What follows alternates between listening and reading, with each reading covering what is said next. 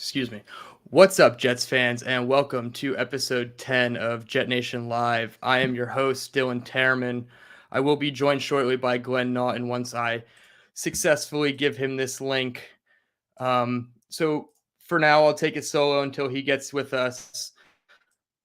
I'll be straight up. I was completely shocked. The title of our show is John Allen and the Bills. Um, they said that in their locker room, nobody was shocked. And that might be the case. That might be so because this team truly can contend with anybody. But I was shocked. I'm not even going to sugarcoat it. We had a very quick preview of the show last week because we thought we knew how this one was going to go down. Glenn and I both said no offensive touchdowns. That obviously wasn't the case. The Jets were able to get 2 offensive touchdowns on the backs of their running backs, Michael Carter and James Robinson. Nice to see him reach the end zone as a member of the New York Jets. It was questionable whether he was even going to play. So glad he was able to get his knee situation figured out and could play. So 2 running back touchdowns, a complete 180 in terms of maturity and footballing and quarterbacking, so to speak, from Zach Wilson. Obviously, coming off the 355 yards, 2 touchdowns, and 3 interceptions against New England, this is a great turnaround to see him complete 18 of 25 for 154 and 1 touchdown on the screen, no interceptions. He did have a fumble lost. We'll get into that more into just a second. I see Glenn's here in the studio now, so I'm going to go ahead and add him. Glenn, you there? I'm here. How we doing? I'm doing good. Sorry about that. I'm not sure if I sent you the link I you earlier know, I and it don't just got I don't know lost if you or did. Yeah, I sent you so many video clips. I just kept scrolling and scrolling. I yep. couldn't find it. So, yeah. All good. We're here now. I was just going over my surface level thoughts of the game. I was just saying I was completely shocked. I know nobody in the locker room said they were shocked, but on the outside, I think most people were shocked, myself included. So, what were your thoughts and how shocked were you coming out of this win? I was shocked. Very shocked. I mean, listen, I know there were a few people a handful of fans that I saw predict this win. And I admire the fandom and all that, but to me there was sort of nothing other than sort of blind faith that would make you believe the Jets should have won this game. And that's fine. There's nothing wrong with having that. I've had my times where I'm just sort of in denial and I insist they're better than they are. But Zach Wilson from one week to the next was a different quarterback. And I thought it's weird. I saw some people who were questioning Zach saying like, I'm here to eat crow. I'm sorry. I was wrong. And now listen, as I've said, I was one of the, as we know, I love the idea of Zach. I wanted Zach. He was my top choice and all that. And I said the Jets probably wouldn't score a touchdown this week. And I don't feel like I have any crow to eat. And I don't, I'm not, it's not that I'm thrilled with the win, but basically for those who were questioning Zach. Now I'm not talking about people who were saying Zach was a bust and it was a bad pick. Like that's insane. Sure, like it's yes. still way too early for that. But my thing was that for the critiques that many of us had, that I had, and a lot of other fans, like the things we said Zach needed to do to get better, he did. So I'm like, should I be apologizing for saying he needs to hang in the pocket, he needs to use his legs, he needs to protect the ball better? Like it's like I equate it to like, because I was shocked how many people were like, I can't believe I doubted him. I'm like, there was a lot of reason to doubt him. It's like if you've got a friend who's like 300 pounds overweight and you're like, dude, this isn't good for you. You need to lose weight. If the guy loses the weight, you don't then go, oh, I'm sorry, I questioned your being overweight. Like, no, you should have. There was an issue and you addressed it and the person fixed it. So I'm thrilled with the win. I'm confused by those saying they're sorry. They questioned Zach. He needed to get better, and he did. And it was so much fun to watch. It was a joy. I mean, that was literally the Jets' biggest win in like 6-7 years. So absolutely thrilled. And if Zach can keep this up, this is going to be a fun season. Yeah, I think there's a little bit of recency bias, at least in my personal opinion, but I think this almost tops the 2015 overtime win against the Patriots. Now I know hindsight, obviously, they didn't do much in the week after and they imploded and didn't even make the playoffs. So there's obviously hope still for this season, but the young team, the young core that's put together that's actually winning these football games. I read a stat that between Sauce, Garrett, and Brees, the Jets have 1.4 added wins just off their rookies. So that's an insane number. I know that's an analytic number that people don't like to hear, but that just proves that the young people, the young players on this roster are actually competing at a high level like we think they should be. I mean, you pick in the top 10 multiple times for 2-3 years in a row, you should have high competing players, but they're actually competing and winning these football games for the Jets. It's not always the veterans, excuse me, although they are contributing. Don't get me wrong, DJ Reed, Quinnen Right. Williams, CJ Mosley, but then you add on top of the fact that Zach listened to the criticisms, whether they were from the outside or the inside, and he took them, applied them to this game, which many people wrote off. I mean, fair to say, after you're going to implode against the Patriots, that you're not going to do much against the Buffalo Bills. But he completely turned it around. I said it, 100%, 180-degree turn on his maturity and his quarterbacking were on display. I mentioned it, 18 for 25 on 25 dropbacks. That's 72%. That's a season career high, excuse me. Yep. 154 yards. So back what we said, I'd rather take 150 in a win than 300 plus in a loss. One Mm-hmm. touchdown on the screen, no interceptions. He did have the fumble on the strip sack from Von Miller, and that really was his only glaring mistake. And I don't even think it was his mistake. I think it was Cedric Abui, who, I mean, you can't stop Von Miller, but if that's your only mistake in the game, things are going to look up. And sure, we were very critical of Zach last week, rightfully so, but neither of us were jumping ship and saying it's time to start, firing up the mock draft simulators and seeing if we can trade up for Will Levis. Get a quarterback. Yeah, because we've seen how hard the schedule is, and Will Levis is the answer to our problems. Right. That's not the case. So it's a week-to-week basis. I hope that the game plan isn't tailored around hiding Zach Wilson like we feared, but this game it wasn't. I think the quick pass game, the RPO game, which we thought he was doing efficiently, everything was working. There was a stat that said of his 25 passes, 19 were thrown in under 2.5 seconds. So that's obviously RPO style, quick game passes.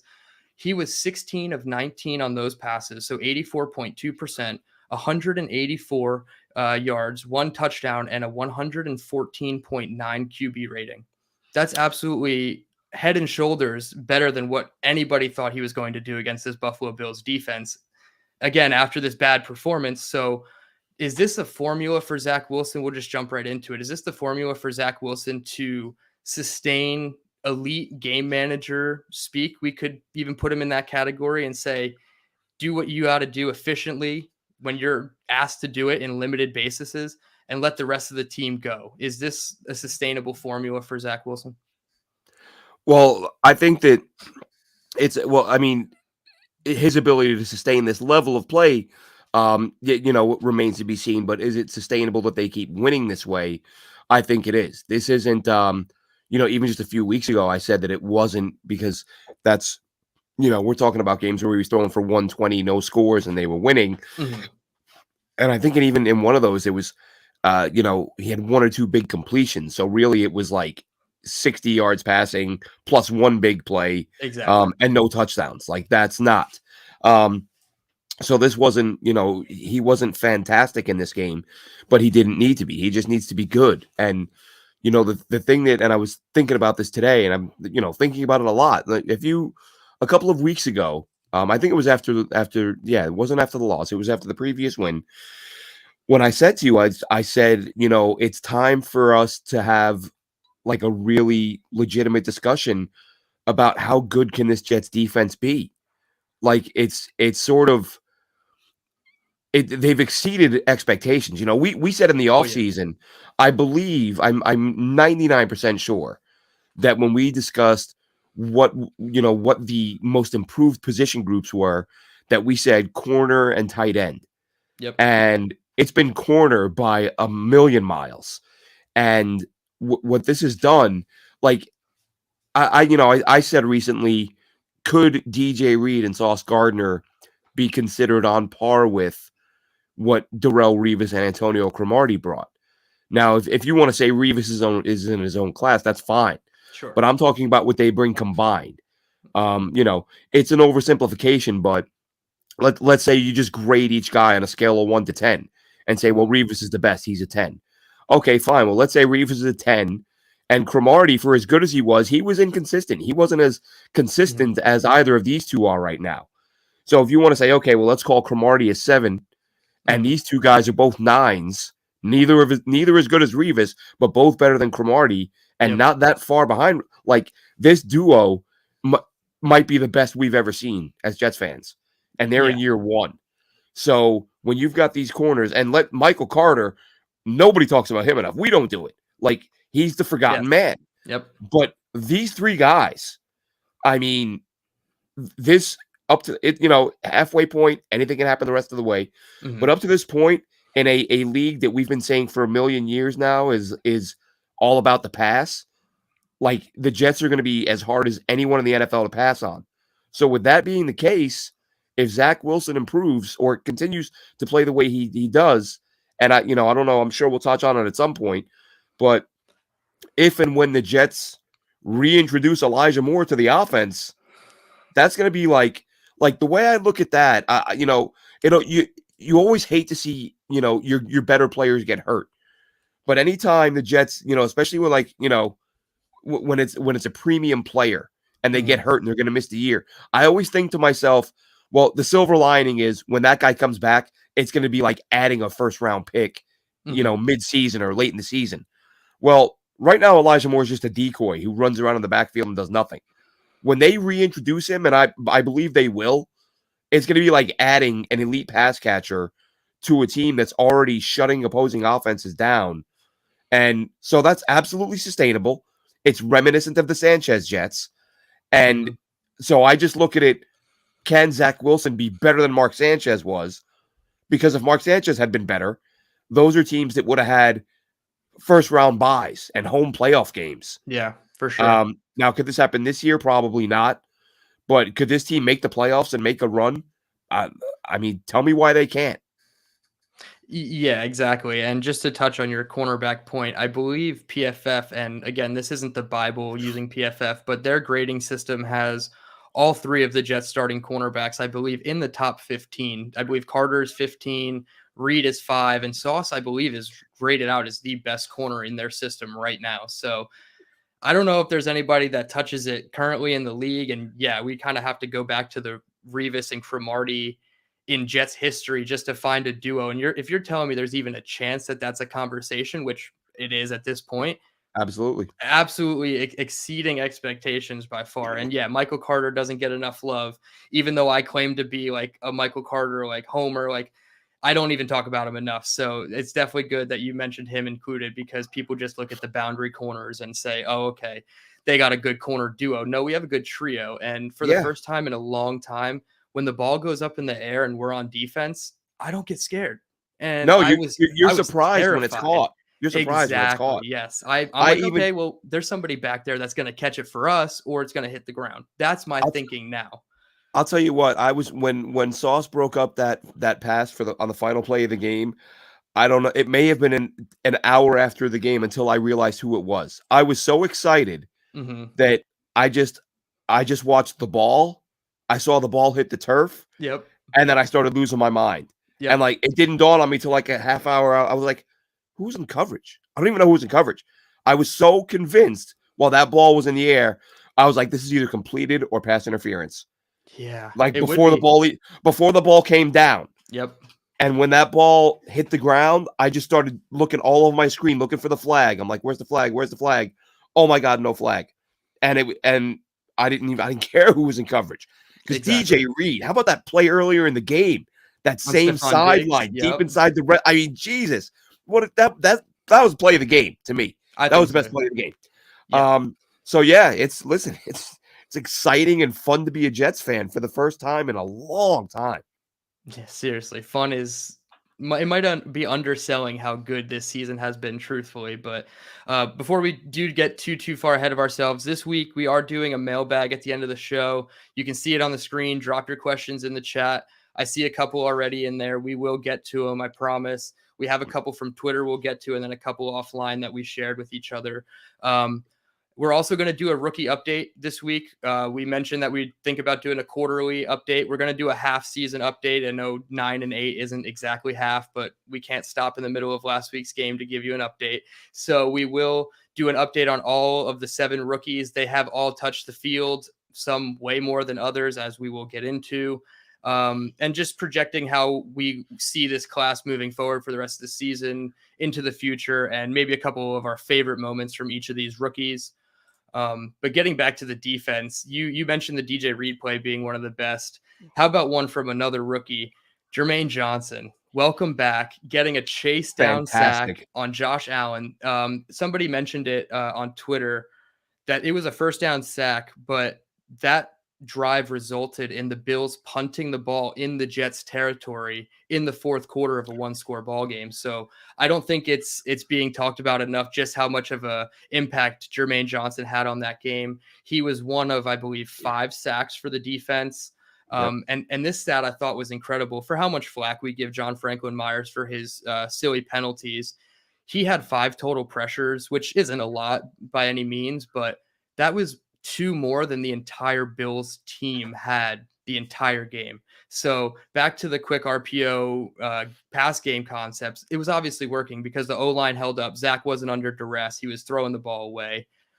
Back to the defense, obviously, it didn't start out hot. I think we do need to mention that first play of the game where Stephon Diggs got Sauce on the stutter move and beat him for 42 yards.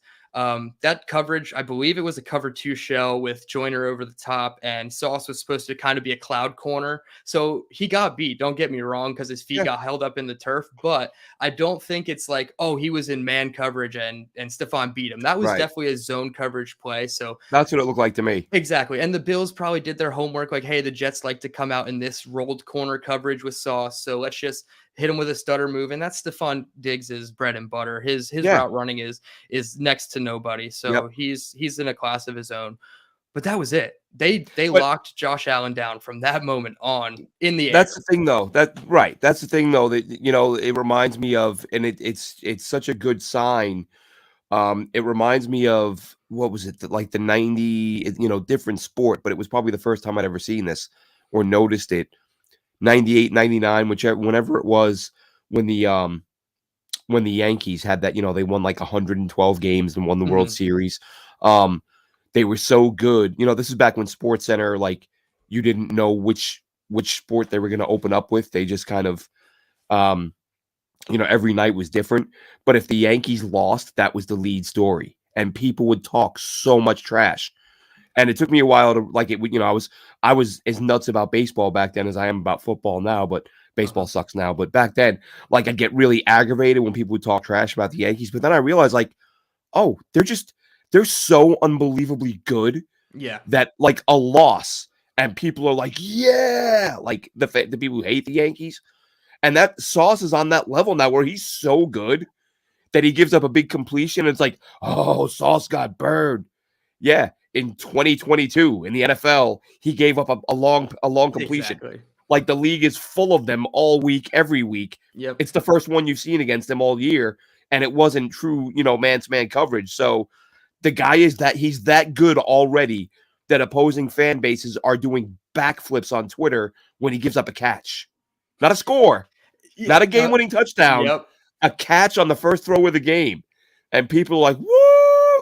That's how good he is. That's a testament to the level of play he's already put on display. Absolutely. And the broadcast immediately found the closest Bills fan in the crowd that they could after that play happened, just to see their reactions. Yep. And of course, Stephon was, talking his trash, and Sauce kind of accepted it. He just nodded his head. He's like, all right, I'm locked in. You beat me on that one, but that was kind of the last one you're going to get. And when we talk about our rookie update, we'll definitely get into Sauce a little bit more in detail, but that touchdown thing, that's very rare for him. And it's continuing to be a trend in the NFL. So it's great to see that.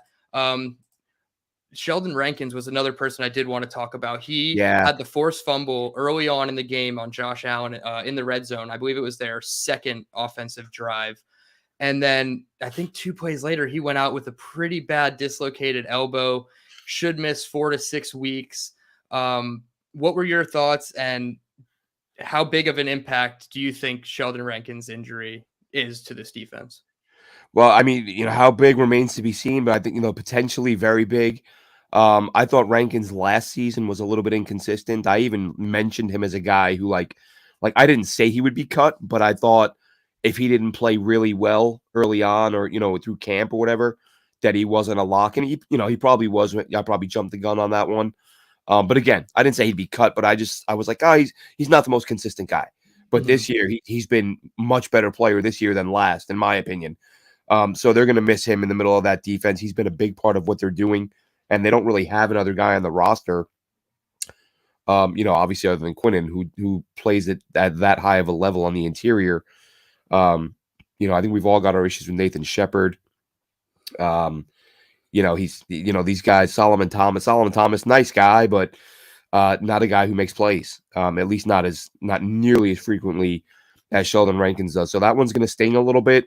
But, you hope that whatever move they make, whether I would imagine it's Tanzel Smart will get added to the roster, perhaps Jonathan Marshall. I would expect it to be Smart, though. And it's, like I said, if they can manage to press forward and not miss him that much, that would be huge. But he's playing at such a high level that you would have to expect there's going to be at least a little bit of a drop off on that interior. And, luckily they've at least got the bye for him to get a couple weeks of rest in before they have their first game. Yeah, I was going to mention that the bye was very important. They labeled it as a 4 to 6 week injury. So obviously, if you count the bye, that's a full week. And then you say, obviously, he's probably going to miss the Patriots game, but that's already halfway to the short end of his timetable. So I do agree. It is a pretty big loss. Quinnen Williams in his press conference said it was a huge loss. So they understand what it is, what the challenges ahead are going to be for this defensive line, especially on the interior. I know we do have a question pointed more towards this in the mailbag, so I won't go full in depth, but I think you can make it work on the interior based on what you have, but both on the active roster and the practice squad. We saw a little bit of mix and match, so to speak, on the defensive line in the preseason, some alignments that we have not seen in the regular season yet. So I'm glad you mentioned Tanzel Smart, and we'll probably mention a little bit more of that later, but we also got to talk about Quinnen Williams. Quinnen Williams, he had the sack on Josh Allen, and then the very next play was the sauce pick. I can't even, every week we come on here and say, how fat is the check going to be that Joe Douglas has to cut to Quinnen Williams? And there's other people very deserving on this defensive line as well. But at what point does Quinnen Williams say, I want 20 million a year because I'm just that good? I think he's on pace for 13 or 14 sacks on the year. I know it's a little over half of the season and he has 7. So you figure maybe 13 and a half sacks, but that's far and beyond anything the Jets have seen in a long time. I think Muhammad Wilkerson was the last double-digit sack guy, and we all know how that one turned out. So Quinnen Williams, $20 million. Are we basically at that point yet with him where you got to be the top paid defensive tackle for at least one off season? Yeah, I mean, listen, if it's sort of splitting hairs, if it's not 20, it's 19.5 or 19, Sure. you're basically huge money. And we've talked about this offline. I hope this doesn't become a situation where, the agent says, well, we want 24, and the Jets, and then they say, well, then we'll just tag you for a year and then we'll tag you again. And then, because that's when it gets ugly. Hopefully Joe Douglas just says, look, this is one of our top guys. Let's pay him what he's worth. Get him paid now. And yes, as Frankie D says here in the chat, number 95 absolutely is a beast. Monster player, great attitude, great kid. I said from the time they drafted him, and Mekhi both. It's why it's such a shame that Mekhi's out. Like those guys just have like the biggest the smile, the personality in both guys. You can see they're just happy and they love playing football. Yep. And you just, I don't know, for young cornerstone players, you love to see it. You love to see guys who appear to be genuinely happy to be doing what they do. They don't come across as fake. They don't come across as posing or trying to put forward an image. They're just young dudes who like playing football. And Quinnen Williams absolutely is going to earn a monster contract. And the biggest question becomes: do the Jets get it done sooner, or do they make him wait, tag him, make him wait, tag him? Because that's when things can get a little bit ugly. Yeah, I hope they don't do that route and play the franchise tag game with him, because ultimately that doesn't make anybody happy in the long run, because you usually end up losing a good player for simply just a comp pick back instead of either locking him up long term or potentially trading him. Even if you're going to get rid of somebody anyway, I always say try the trade market first, but you can't just let somebody of Quinnen Williams' stature just No, walk out you of your can't. building. You can't. And I know the Muhammad Wilkins Yeah. thing blew up in their face, but I said at the time, like, it's a little bit different now because they do have a lot of good young talent, but you don't let players of that caliber walk out the door. No. And teams don't do it. Like he's literally, he's Aaron Donald light at this point. Mm-hmm. And, you say that knowing Aaron Donald is arguably the best player in the NFL. Yeah. So even if you're a light version of that, that means you're one of the best players in the NFL. You don't let guys at that age playing at that level. If you're going to let him walk, what the hell is the point of drafting anyone? Like, we're going to draft a Yeah. guy, give him 3-4 years to become one of the most elite talents in the league, and then we'll let him walk and we'll get a comp pick. No, trade him. No, you got to sign the guy. Yep. And I truly believe Joe Douglas will get it done. If you think back, actually, and I always remember this because, no one talks about it now because now everybody loves Quinnen Williams. But Mm-hmm. if you remember when Joe Douglas was hired, I believe it was Rappaport, one of the insiders, reported that a lot of teams called the Jets Yes. and like, hey, hello, brand new wet behind the ears GM Joe Douglas. And I think they said was offered like a boatload of picks for Multiple Quinnen firsts I Williams. heard. Yep. Yeah, for Quinnen Williams, and he turned them all down. So Joe Douglas may not have drafted Quinnen Williams, but he knew from day one that he was going to be a cornerstone guy. And I saw a lot of people for those first couple years should have traded him. This guy's a bust. Blah, blah, blah. It's insane how people just write dudes off in like under 2 years now. Oh You yeah. see it all the time. Elijah Moore. Yeah, exactly. Yeah. You see it all the time. Quinnen from his rookie year, I always point to the Dallas game as a rookie because that was an elite O line, Mm-hmm. and Quinnen Williams played fantastic that day. Yes. Yep. And that was the game I watched where I was like, this guy's going to be legit. He's going to be a good one. And now he's arrived, and the time to pay him is going to come, and it's going to be fun when the Jets do. Yeah. And one last little bit on him is you draft players, obviously, to be good football players. So when they become good football players, you should pay them as such. And the Jets need to start paying their own in-house homegrown players instead of these external free agents. Quinnen would be the first person to create the trend around of, hey, we know what he was, what he has become in our system, and now we're going to, reward you as such with a large contract. So I think it's just a matter of if not when. Hopefully it's shit. I want it to be done this week before they even play another football game, but Yeah, I don't think that's going to be the case. Another before the end person, of the show. yeah, seriously. Another person who I think should get paid by the end of this show, and we've talked about him before. He was kind of buried on the bench for the first 2 weeks, didn't even dress. He came out and he's done nothing but produce at the end of football games when the Jets have a barely lead or they're trying to claw back to gain the lead in the fourth quarter. Bryce Huff's kind of been that guy. And Bryce Huff, along with Quinnen Williams, I'm not saying the dollar sign needs to be the same. Bryce Huff needs a mini Brinks truck backed up to his house because of that third down play against Josh Allen last week that sealed the football game. I understand Josh Allen got hurt. He's dealing with a UCL ligament in his elbow, what have you. I will sound a little bit selfish and, a little bit I don't want to be disrespectful to Josh Allen's injury, but I will only talk about Bryce Huff on that play because of how good Bryce Huff is and has been this season. That was kind of the tip of the iceberg for me of like, all right, if we're not going to pay this guy by next week, we're borderline risking him leaving in free agency to a team that is going to pay him big bucks. I believe he's a restricted free agent, so the Jets would have some rights to his contract. But you don't even want to toe that line when it comes to a player like Bryce Huff. And I understand he's a situational pass rusher, but you have the top guy with pass rush win rate on your football team in any capacity through 9 weeks of the season. At least a 2-year, $15 million deal needs to be offered to Bryce Huff, in my opinion, because what he's done in this defensive line is more impactful on a down-to-down basis than what Carl Lawson has done. So it's really like, at what point does Bryce Huff need to, put his stake in the ground and say, I'm the guy that's going to be here long-term as your backup pass rusher, along with Jermaine Johnson? But what are your thoughts on Bryce Huff and just his play down the stretch in these fourth quarter games? And just, should he play more, or is this role just perfect for what he's doing? Well, it's funny you mention this, because we had our mailbag show planned for a week or so now, Mm-hmm.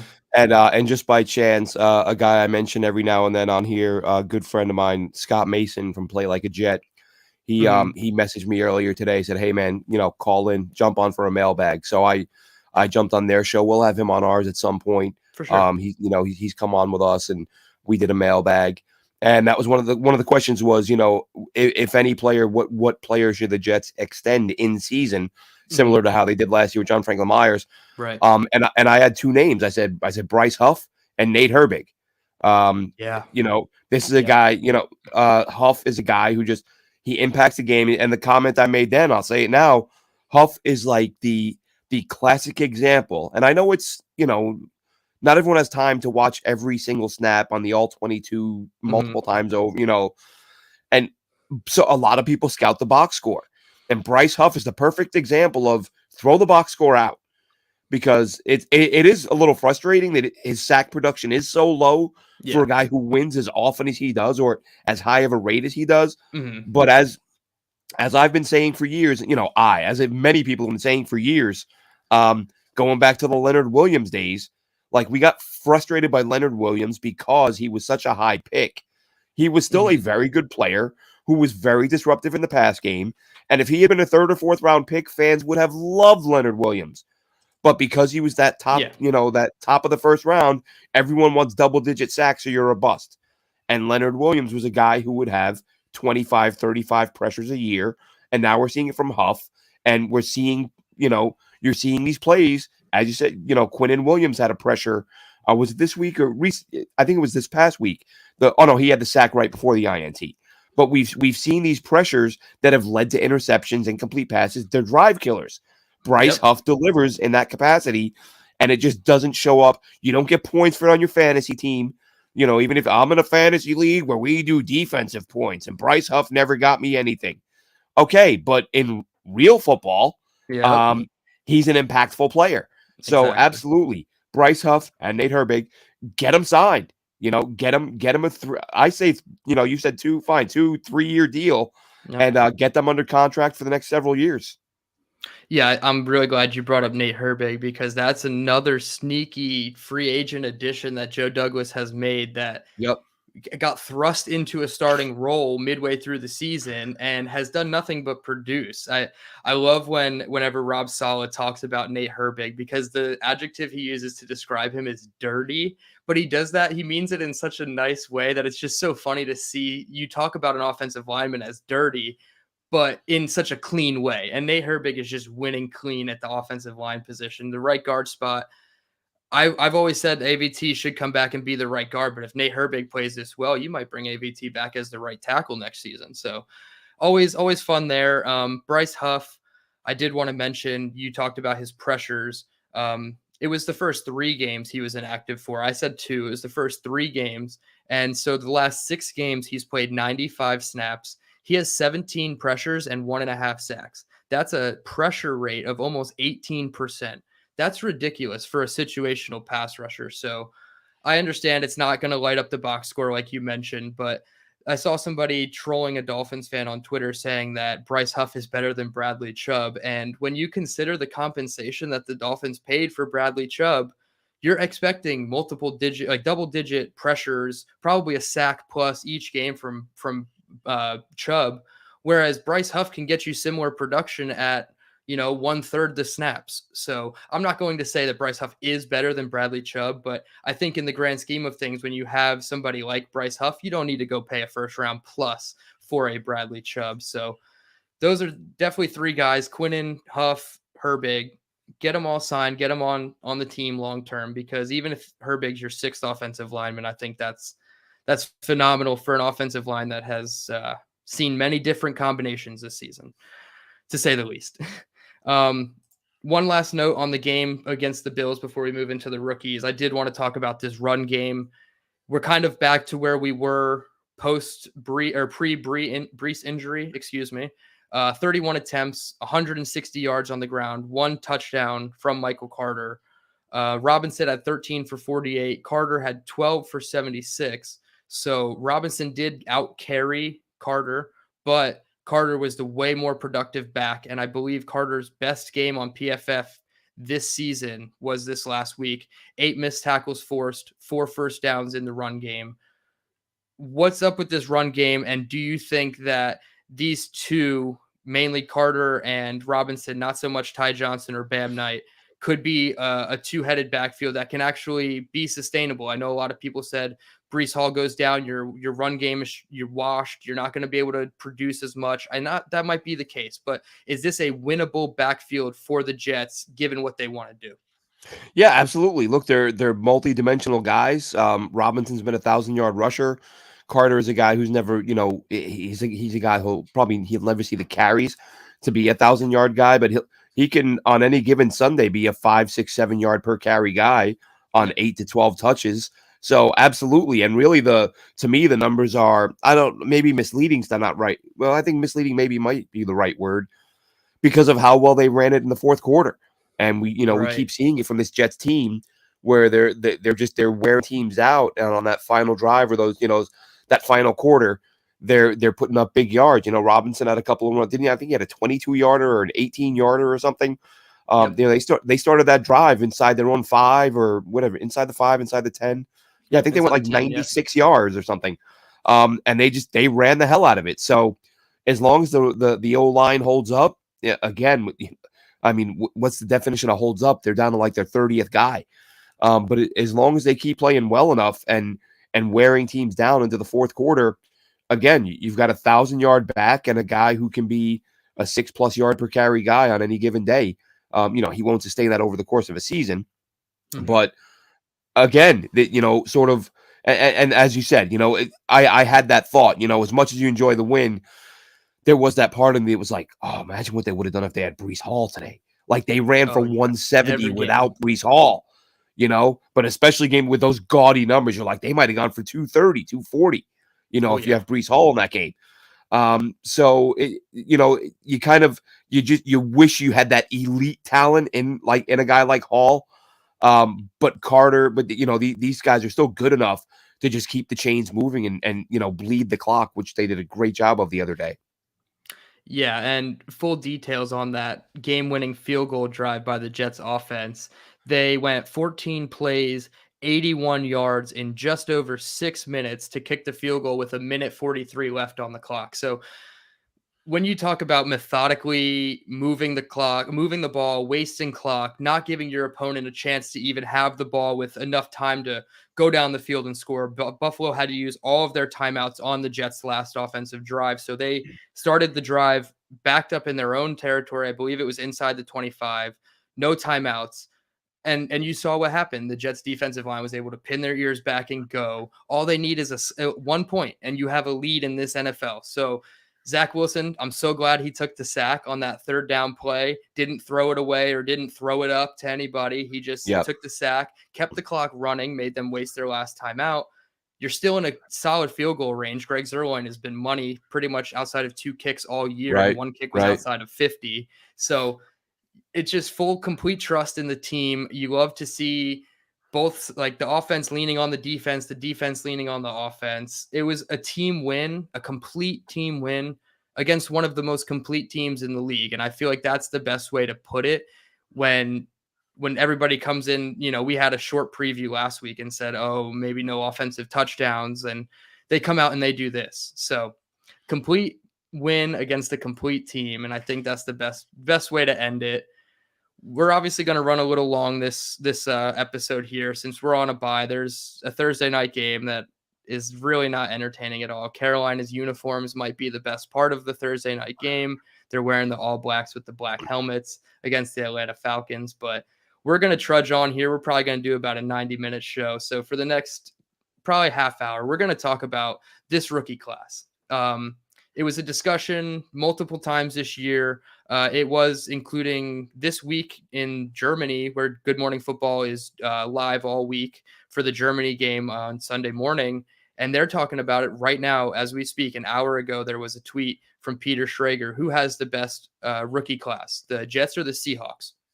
I think it's the Jets. Obviously, that's being homer and biased. But I will say that the Seahawks have found a ton of good mid to late round guys, including Abraham Lucas, Tariq Woolen, who are actually doing a lot of great things. So it's a very close one. But the fact that the Jets are even in this discussion of having the best rookie class halfway through the season, when sure, it's easy to say on draft weekend, oh, the Jets won the draft. They had a ton of high picks, 3 in the first round and another one in the top 40. So it's easy to say that they win on paper the first week of the draft.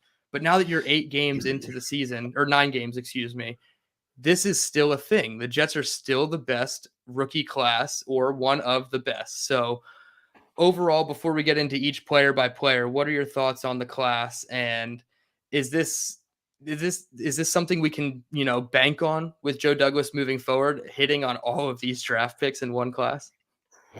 Well, I think with this we're delving into one of the mailbag questions, so we may as well cover it in that capacity because I believe someone actually asked, is this their best class Oh, cool. ever? It was is this one of the best classes ever?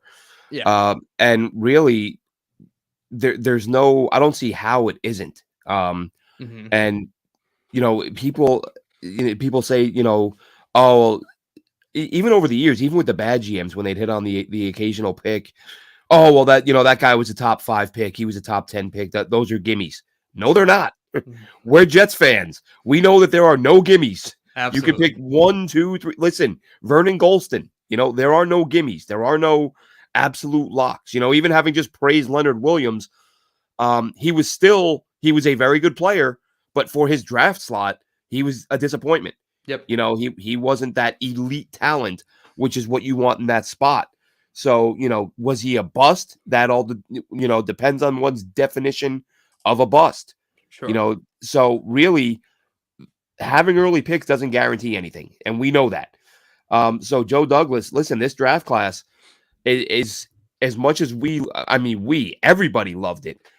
This was probably the most universally praised draft we have ever seen, at least in my time as a fan. If you think back to NFL Network, Rich Eisen, Daniel Jeremiah, Rich Eisen being a fantastic broadcaster and Jets fan was sort of, being a little bit over the top, but he's saying to Daniel Jeremiah, do you mean to tell me the Jets just got the number 1 corner on your board, the number 1 receiver on your board, the number 1 pass rusher on your board, and the number 1 running back on your board? And Daniel Jeremiah's like, yeah. Listen, whether it's Daniel Jeremiah, any former scout who's got even a halfway decent reputation, if you can get 4 guys that are in their top 3, that's incredible. To get 4 guys that are rated that high is unreal. Jeremy Ruckert, we haven't really seen much of him, but as I said, if when you look at his film at Ohio State, if he'd played at a different school, I think he goes much higher with more opportunities. Oh yeah. Max Mitchell, he couldn't be more of a pleasant surprise. You really thought he was a developmental guy who probably wouldn't see the field this year. Mm-hmm. And I've seen people say like, oh, he's been okay, but not great. Well, I'll take that. I'll take okay. Sure. From a developmental guy who was expected to spend all season on the bench. He gets some starts to kick off the year and plays well. I'll take it. And Michael Clemens, again, part-time player, but who brings a ton of intensity, does a really nice job on special teams, which doesn't get talked about enough. So I look at this draft class and, the way I think of it, and I was thinking about doing just writing up a quick story on it. Like I've said for years, like, when is this team? When in my lifetime? Because it's never really happened in my lifetime. You could say the Sean Ellis, Chad Pennington year, Abe, and all that. Mhm. But like to me, those, again, not to discredit Parcells, but those were like you had 4 firsts. Like Sure. Even the Jets couldn't screw that up. Well, they could have, but they didn't. But Yeah. but I've said for years, like, when in my lifetime are the Jets going to have a draft class where top to bottom they find like highlight? It doesn't have. I understand it's like a very rare thing, Mhm. but I'm like, well, I've never seen it in 30 plus years. When are we going to get one? And it looks like this year they finally got one. Like top to bottom, fantastic impact players. And yes, Max Mitchell has been the biggest surprise, as someone had just said. Yeah, I want to start, if you're cool with it, I want to start at the bottom in the 4th round and work our way up to the top. But yes, all 7 players have at some point seen the field. 6 of these 7 players have been impactful, and you could point to a case or a scenario where at least 3 of these players have done something in game, whether it was 1 play, 2 plays, multiple plays, that have turned the tide of the game or at least straight up won the game for the Jets. I want to start with Michael Clemens, 4th round pick, number 117 overall, edge player from Texas A&M. His stats on the year: he's played in all 9 games, 151 total defensive snaps. He has 8 tackles, 6 assisted tackles, 7 total pressures, and he got his first sack 2 weeks ago against Mac Jones and the Patriots, to which he put on Instagram in one of the scariest posts on Instagram. He said something about laying his enemy down to sleep, and all the pictures of him were just completely terrifying. So, but my impactful moment, my favorite moment from Michael Clemens this year had to be the block punt against Green Bay. The fact that Absolutely.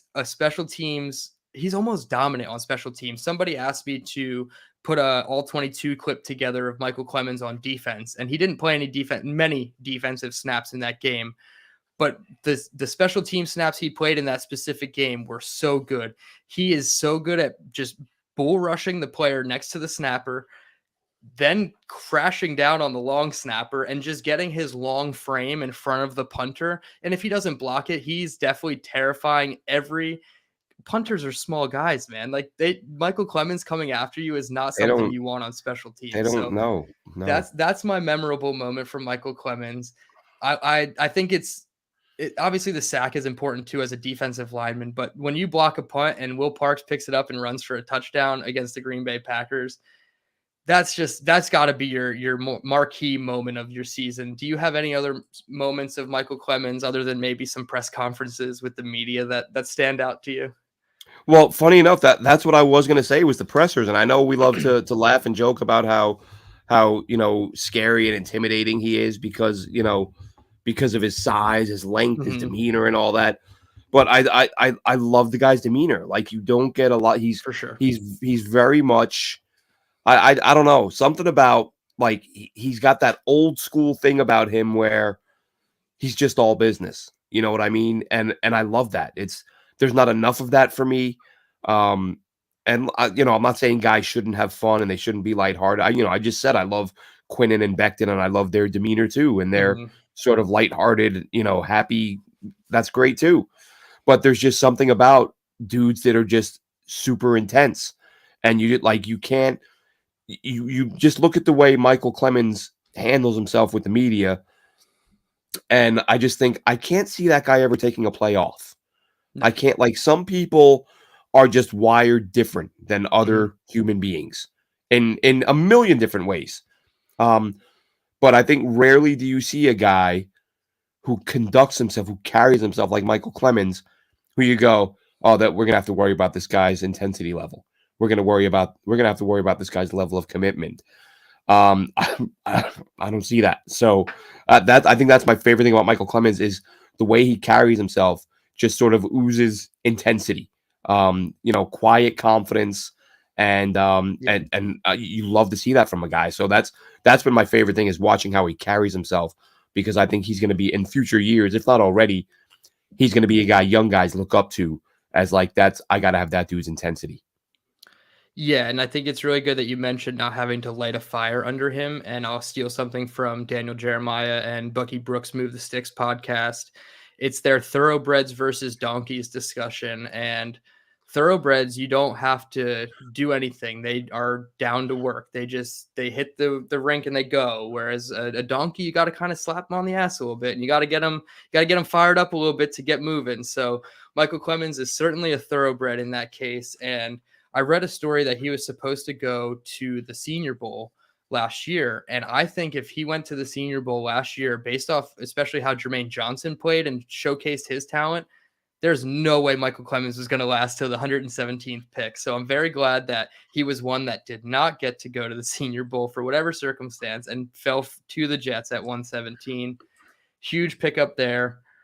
Yep. We had another 4th round pick. Somebody obviously mentioned it in the comments being the biggest surprise, and that's Max Mitchell, pick 111, which coincidentally is the same pick that you said Jason Fabini was. Yep. So offensive tackle from Louisiana. His stats this year: 4 games, 261 offensive snaps, 13 pressures allowed, and 2 sacks allowed. And just to give some nuance to those, because 13 does sound like a lot in a 4-game stretch, you're going up against pass rushers like Calais Campbell, Myles Garrett, Trey Hendrickson. They didn't have TJ Watt in Pittsburgh, but they had Alex Highsmith, who was the sack leader at the time. So he was facing basically elite level competition in every single game that he played in, starting in week 1. Obviously, as a rookie, like we said, we didn't anticipate him being a starter. We thought he'd be more of a swing tackle, developmental guy for the season, possibly a red shirt if they could have. That's not the case. You have all these injuries at the offensive tackle position. He's thrust into the role similar to Herbig. You see tons of success, tons of flashes in such a small sample size. I don't necessarily have a marquee moment from Max Mitchell, but I just think his entire 261 snaps over the 3.5 games really that he played, he went down midway through the Pittsburgh game. That was enough for me to say that he could come back next year and compete for the right tackle starting position. Absolutely. And that is way more than I would have said. And I was not a big Max Mitchell fan coming out of Alabama last year at the Senior Bowl. I was there, and I wasn't really impressed with most of the offensive linemen. Max Mitchell in particular, I said, I thought they could have gone elsewhere and picked somebody else, but I'll be the first one to admit that I am super happy with Max Mitchell and believe that he does deserve a starting role, if not a compete for a starting role next year. What are your thoughts on Mitchell? Yeah, listen, it'd be fun to go back and look and see, who were the top, okay, so he played in 4 games or started 4 games before he got injured, and you reeled off the names of guys he went up against. You're talking about anywhere from guys who were just quality veterans to some of the NFL. Sorry about this lighting here. This is screwing up. Okay. You're talking quality veterans to absolute elite NFL talents and guys like Myles Garrett. Like, I'd love to go back and see who were the top 4 pass rushers he faced in college.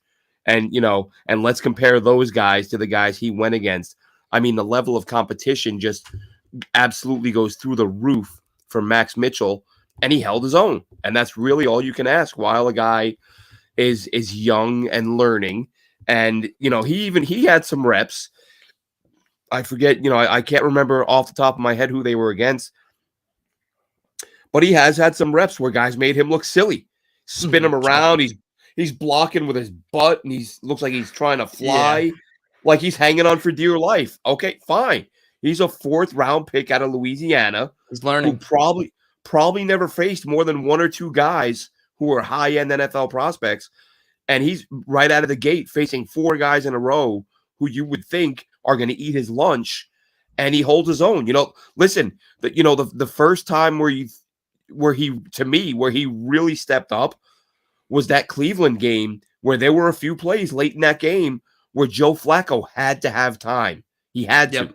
And you're watching that game thinking at some point Myles Garrett is just going to throw this guy into the 3rd row and rip Joe Flacco's head off. And he didn't. He held his own. And that's when you were like, okay, maybe this guy just made some of the biggest blocks of the season against one of the best rushers in the NFL. He might be all right. So he's been an absolute, pleasant surprise, and hopefully, and absolutely should be given the shot to compete for the starting job next year. Yeah, definitely. Moving on into the 3rd round at number 101 overall, They selected Jeremy Ruckert, tight end, Ohio State, somebody you touched on before. His stats this season, only 3 games played, just 26 snaps. He has 1 Yeah. target, and it was, I believe, considered a Drop. drop. I'm not That was sure. a drop. Yeah, it was a And drop the in the flat. swing pass in the flat, yeah. Yeah, it was a unfortunate look for him and his only target this season.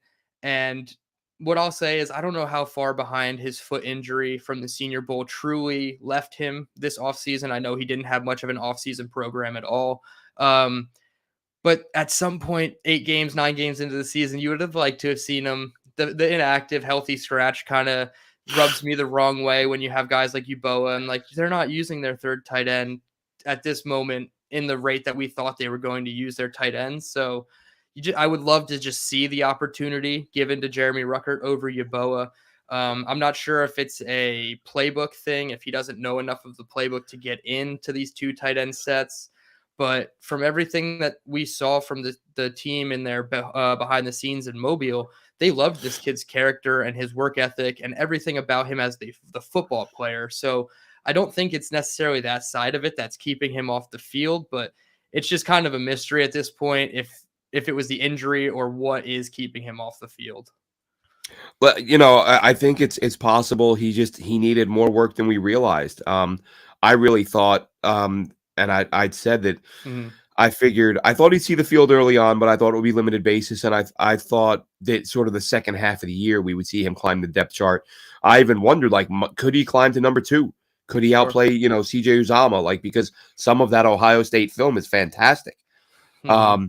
But obviously it hasn't happened. This was another topic that came up earlier with Scott. I'm not panicked or anything. I'm a little surprised. That's all. I'm Yeah.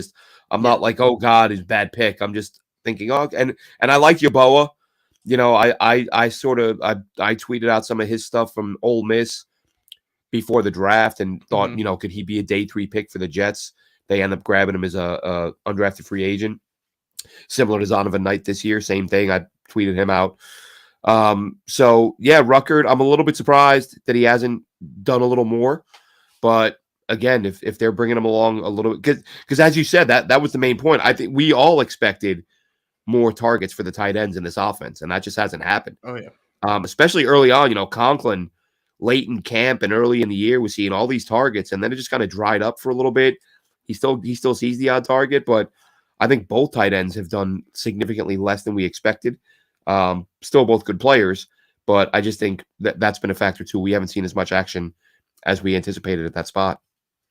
Yeah, and I was okay with, chalking it up to Joe Flacco being the quarterback the first 3 weeks as to why the tight ends didn't get involved, but it is weird to see them not use both Uzama and Conklin the way that we thought they were going to, especially the way that Zach likes to sling the ball around. He likes this big body targets, so you think the tight end over the middle would be the security blanket in both facets of Uzama and Conklin. I do agree. I think the back half of this season will be more of Jeremy Ruckert's time to shine. I hope that he's not a healthy scratch for the rest of the season. I hope that this, is kind of the turning point for him and he overtakes at least Yeboah on the depth chart. Obviously, it's hard to say anything higher than that at this point for him is realistic by the end of the season. But if you just get him in as like almost a red shirt this year, get him in your offseason program next year, and you just start opening up packages for him down the stretch and just get him slowly involved. I think that's the route that you need to go with Jeremy Ruckert, because the Ohio State film is littered with great plays, and it is unfortunate to not see that translate immediately, but that's part of the draft process as well. So good one there on Jeremy Ruckert. Moving on into the second round, this was their only second round pick. They had 2 going into the draft, but they used 1 to trade up into the first, and they almost used this one to trade up into the first to get the same player. They end up waiting until day 2 with the 4th overall pick in the second round to get Breece Hall, running back, Iowa State. I don't have a clip of a violin in the background to play for the sad music. That Breece Hall is no longer active on this roster this season. He tore his ACL week 7 against Denver, but in those 7 games, he played 233 snaps on the season, 80 attempts on the ground, 462 rushing yards for a 5.8 yards per carry average, 4 rushing touchdowns. He did have a fumble in week 1, and there was talks that he didn't quite know the playbook then, but it started slowing down for him as the weeks progressed. He also added in the past game 30 targets, 19 catches for a 63.3% catch rate, 218 yards, which is 11.4 yards per reception, and 1 receiving touchdown to make it 5 total on the year, and over 675 scrimmage yards for Breece Hall in just 7 games. The other advanced stat that I got from PFF that I loved about Breece Hall, 329 of his 462 yards came after contact, which is 71.2% of his total yards rushing. He had 15 rushes of 10 or more yards and 8 rushes of 15 or more yards, adding 19 first downs simply on the ground, not including his receiving. Safe to say Breece Hall was worth every bit of the 36th overall pick. I don't care what the analytics site guys say about drafting a running back early. I think we've seen it work in many cases. We've also Yeah. seen it not work in many cases. But when Yeah. you feel as though your backfield is one elite home run piece away from being a top running unit in the NFL, which the Jets thought they were, you go out and you get And a they Breece were. Hall. And you find out that it's exactly the case, that they were one Breece Hall away from having an elite backfield overall. You pair him with Michael Carter. Michael Carter had like 500 yards rushing last year total, and he led the team in rushing yards. So it was safe to say Breece Hall was going to smash that. He might have even, I don't know exactly off the top of my head what the rookie Jets record is, but I'm sure Breece Hall was very close, if not on pace to Yeah. shatter that record. Easily 1,000 yards, probably 1,500 scrimmage yards the way they were using him. Yep. It's unfortunate that he's not with us for the rest of the season due to the ACL, but I'm almost happy that the ACL happened in October as opposed to December. So now there's a Yeah. slight chance that he If comes it's gonna back. happen, you want it to just happen early, get a guy back for the next season. But you can't say enough about the way he's played for years, and we've discussed this. I've been one of those guys that says you don't take running backs with premium picks, but when you are in the position where when you finally have a good roster, it's no longer like a luxury that does you no good. Yep. If you've got 1,000 holes on your roster, don't take a running back early. However, the Joe Douglas has closed a lot of those holes, and Oh, yeah. they don't need 20 guys, or even when they drafted Breece, they weren't 15, 20 players away from being competitive. So by all means, if you've built up a nice roster and you're sitting there and you can get a guy like Breece Hall, the impact he can have, as I said earlier, I'm sure every game this year. But again, specifically against the Bills, when you still manage to run for as many yards as they did, I mean, anytime they lose a game from here on out, it's I wish they had Breece Hall. He's a guy who will change the outcome of a game. And the way the Jets are playing this year, probably more of an impact than Zach Wilson has on a lot of days. If he's in there to get 20 plus carries, he's going to have a huge impact. But he's out. But just in terms of the talent, you got to love the pick, and you got to figure he's going to be a playmaker for many years to come as long as his health holds up. Yeah, and I don't want to correlate one team's, doings to another team's doings, but San Francisco has always been a team to run committee backs, and maybe Breece Hall didn't influence Kyle Shanahan to go out and trade for Christian McCaffrey, but I think the fact that you had an elite back in your system and you're able to watch somebody else use an elite back in your same system in a way that you kind of wish you could do with an elite back in your system. I know that the 49ers have always been an elite rushing team, but then you go out and you pay, a boatload for Christian McCaffrey to have that workhorse in your stable. So it's kind of funny to see Kyle Shanahan's philosophy is kind of shifting. And again, I'm not going to say it's Breece Hall's doing, but it is funny to watch teams that normally run committees switch to a lead backfield as well. My last stat on Breece Hall, he averaged 3.3, almost 3.3 missed tackles forced per game. And that's only playing 12 snaps in the last game. He did get a missed tackle forced. So you're looking at almost 4 missed tackles a game for him. that's truly special as a runner. And they talked about it in the offseason. You want to have playmakers that can give you those 1 to 2 play offensive drives that come away with a touchdown. That's Breece Hall's spot on definition. So I love everything that Breece Hall did. We'll obviously get him back next year. Hopefully he'll be ready for camp. We're moving into the first round now. We still got 3 left. It's crazy. The Jets had 3 first-round picks this year. Their last one, they traded up to pick 26 to go get Jermaine Johnson, defensive lineman from Florida State. His stats on the year, 6 games, 113 snaps. He missed 3 games with his ankle injury, 9 solo tackles, 1 assist, 3 pressures, 5 pressures, 3 tackles for a loss, and 2.5 sacks. The marquee play for me has to be the chase down against Josh Allen.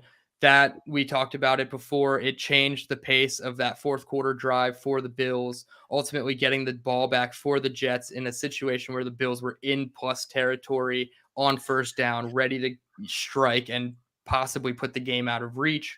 So Jermaine Johnson comes back and makes an immediate impact. His speed off the edge, like you can't block him with the tight ends or wide receivers like they tried to do in Buffalo. You need to put a big on Jermaine Johnson. And even still, I think he has the length and the speed to get around some of these bigger offensive tackles. So Jermaine Johnson is somebody that I would love to see him get more snaps. I think he's been very limited in this defense as a rotational rusher, similar to Bryce Huff and Michael Clemens.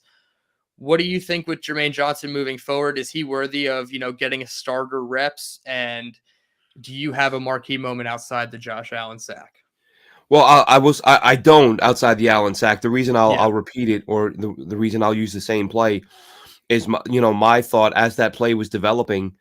It's so rare you see Josh Allen get taken down one-on-one. Yep. I'm watching that play and I'm just thinking to myself, force him to throw it away.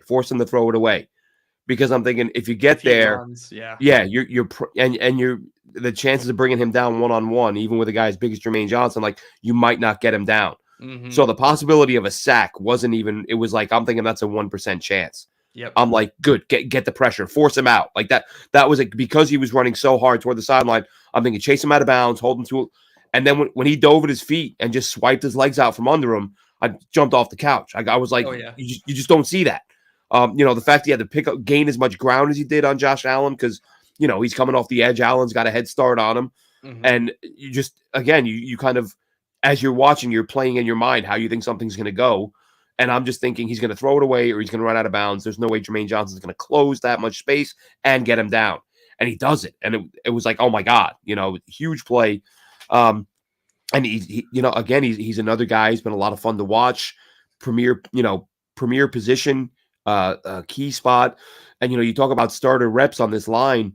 I don't know if anyone's going to get that. Like, and as much as right. I early in the year, I ripped that. Well, I've been ripping it for years now.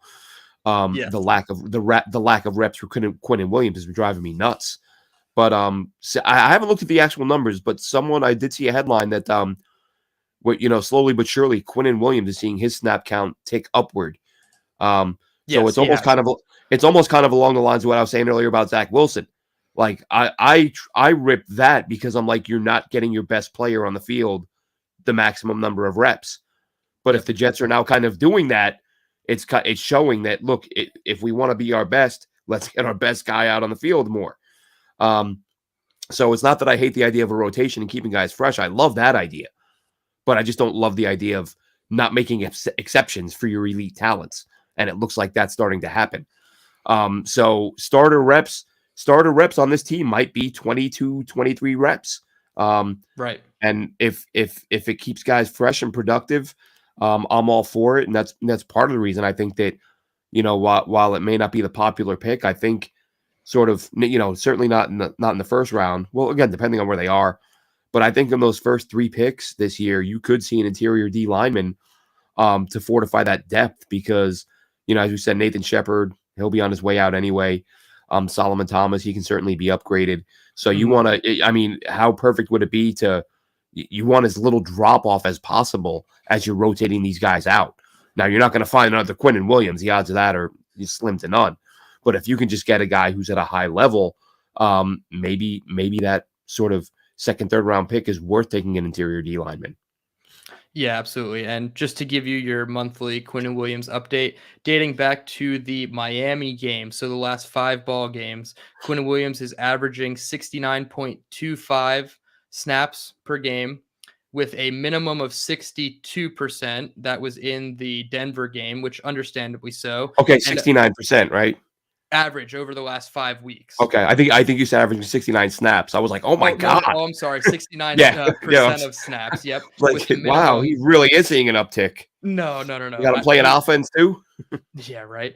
He minimum of 62% in 1 week against the Denver Broncos and a maximum of 74% against the Buffalo Bills. So even the last 2 weeks, 72.7, 74.1. They are over 70% finally with Quinnen Williams. I feel like we've been preaching to the choir about that. So they're finally over 70 and it's working. I think Quinnen Williams, obviously he won defensive player of the month for the AFC. So it's obviously working. Give him more freaking snaps. And to go with Jermaine Johnson, he has 19% snap share every game. That's including 3 zeros. So that's not fully indicative of what he has done, averaging 29.5% of snaps, which is about 17 to 18 snaps a game. So if that's what their formula is with Jermaine Johnson, I'm okay. I would like to see it up a little bit, maybe 25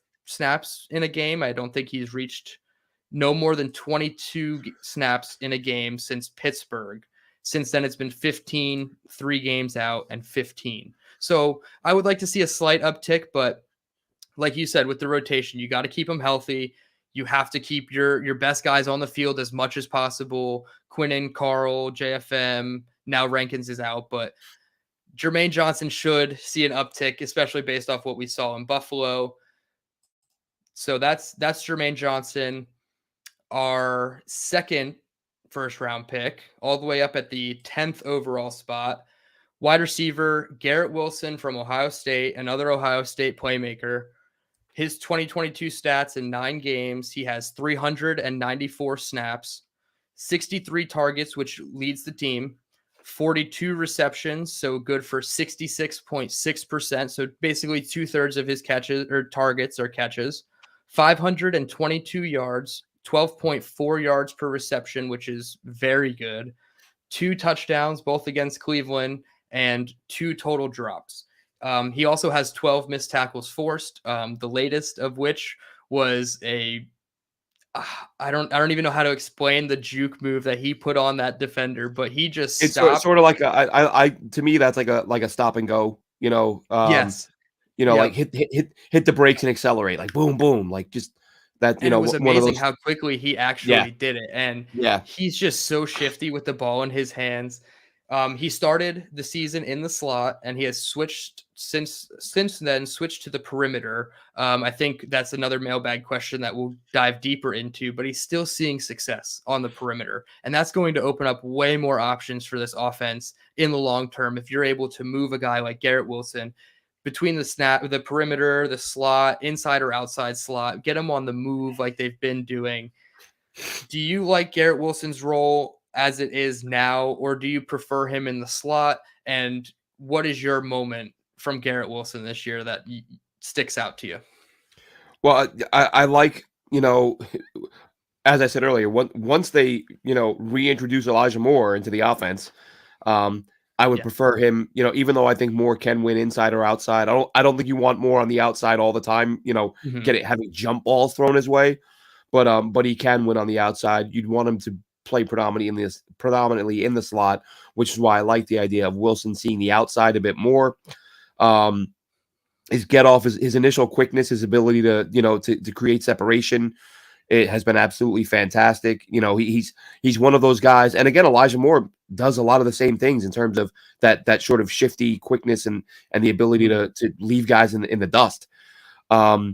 Watching it, it's just been so nice because this is sort of for years now. I've been joking and saying, when is the Jets offense going to enter like this century? Right. You get so tired of watching so many other teams have receivers who can just get open. Yep. And it's like, why can't the Jets find someone to do this? And now they have a guy. I mean, I even, when they're playing the Bills, I'm thinking you better stop throwing it to Garrett Wilson, because like eventually Buffalo is going to close up those lanes and pick one off, because Yeah. it felt like every ball was going to him. But he was creating enough initial separation that it didn't matter. It's all right. Well, I guess keep throwing to him because he just keeps getting open. And, they didn't close up any lanes where, to sort of sneak a defender in there and try to pick it off. So if that's going to keep working, keep doing it until it doesn't. But it's, the signature moment has to be to me anyway, the game winner in Cleveland. Oh, yeah. It's so early in his career. It's back in Ohio. He's taunting the Ohio fans, which I didn't see that coming from a million miles away, because, Nope. Got Ohio State product. You thought there'd be a little mutual respect. Not so much. Garrett Wilson was getting in their faces. So yeah, I mean, what a great moment for him. A great moment for Jets fans to see like such an early, huge, productive game from a guy who you hope will be a corner piece, and he's been just that. Yeah, I let you go first with the marquee moment because I just assumed that we'd have the same one for Garrett Wilson. But I will mention he did have two moments in the Bills game that are definitely noteworthy. I think that creative pseudo Philly special where they did the double reverse and he fumbled the ball and then he dove for the ball head first while losing his helmet. I think that is something that needs to be brought up because this dude is just a dog. He did not care that Tremaine Edmonds' helmet was ready to just crush his skull on the field. He was not losing that football by any means. So I thought that was I'm not saying he's not a dog, but that was also like it was so scary. I might not be allowed on the bus if I don't get that ball back after And I think that's double what clutching he and knew. coughing that up. How many pump fakes are we gonna do before you Yeah, just like tuck it or throw it, tuck dude? it. Yes, I think that was him saying I don't want to have to walk home, so I better helmet or Seriously. not. And then the other moment that I liked from him in this Buffalo game still was the Zach Wilson third down scramble in the red zone because, and I haven't watched much of the All 22. I'll be honest. I've just been excited about the win that I'll take next week and watch the All 22. But that second or third Zach Wilson scramble for a first down in the red zone, Garrett Wilson was triple covered. And all it took was one of those defenders to see Zach Wilson taking off out of the pocket, turning around and tackling him. But they were so consumed with guarding Garrett Wilson at the end of that game. Like you mentioned, when are they going to put an extra body on him and anticipate a pass and pick it? Zach Wilson did the smart thing. Okay, I see 3 jerseys on Garrett Wilson. I'm just going to boot and run and get a first down and keep the drive going. So those are my two secondary moments from Garrett Wilson where he wasn't necessarily doing the best thing in the world, but he was making an impact one way or another. Last but not least, the guy, the absolute lockdown machine, all the superlatives that go along with a corner, Sauce Gardner, 4th overall pick. Basically somebody that was built in a lab. His freakish length, his speed. He even said it on Josh Allen's final pass attempt of the football game on the 4th and 21 that he had to play catch up on Gabriel Davis because he didn't anticipate not just Josh Allen, but any NFL quarterback actually making that throw, moving to their left in the pocket, and on like pseudo on the run. Josh Allen Against his heaved that body. thing 70 Yeah. yards. It hit Gabriel Davis in the chest, I'm not going to lie, but Sauce did just enough to affect the play. And I think his technique of watching the eyes and the hands of the receiver, and as soon as the receiver puts his hands up, he's right there in the middle. That technique to me is so much better for cornerbacks than the ones that teach you to turn your head. Because as soon as you turn your head to locate the ball, you're surrendering at least half, if not full steps to your receivers. So Sauce Gardner, he uses his length and his size, but his technique is just so clean. I don't even know if there's one specific marquee moment. You have the Romeo Doubs corner post stop route. You have Mark Andrews at the goal line. You have Jamar Chase down the right sideline. This past week, obviously against Gabriel Davis, like he has 2 interceptions that I don't even think are his best plays, because I think it's No. more of the quarterback Yep. just, being bad on that specific play, that his pass breakups are almost more impactful than his interceptions, And which he's sounds got one silly. every week. He's got every Exactly. week. He's He breaking up doesn't passes. he doesn't just lead rookies in passes defense. He leads the entire NFL in passes defense. And eventually, Rob Saleh says you got to stop testing him. But as we mentioned at the top, you have DJ Reed on the opposite side. So you're really That's kind of screwed either that's what I was way. just gonna say. And you I might was as well try the rookie, because he's a little green behind the ears. He hasn't seen everything, obviously, that Diggs play, but they always think that Sauce is the matchup you can take advantage of. And quite frankly, it's just not true. it's There's not a guy in the world that Sauce is intimidated by, that he's gonna surrender big catches to on a consistent basis. So yeah, listen, it's pick your poison. If Sauce Gardner was yep. playing opposite an inferior corner, he probably wouldn't see a target. No. It's that simple. But that's, I'm glad Salah said it. And, I've DJ Reed, you can't say enough about.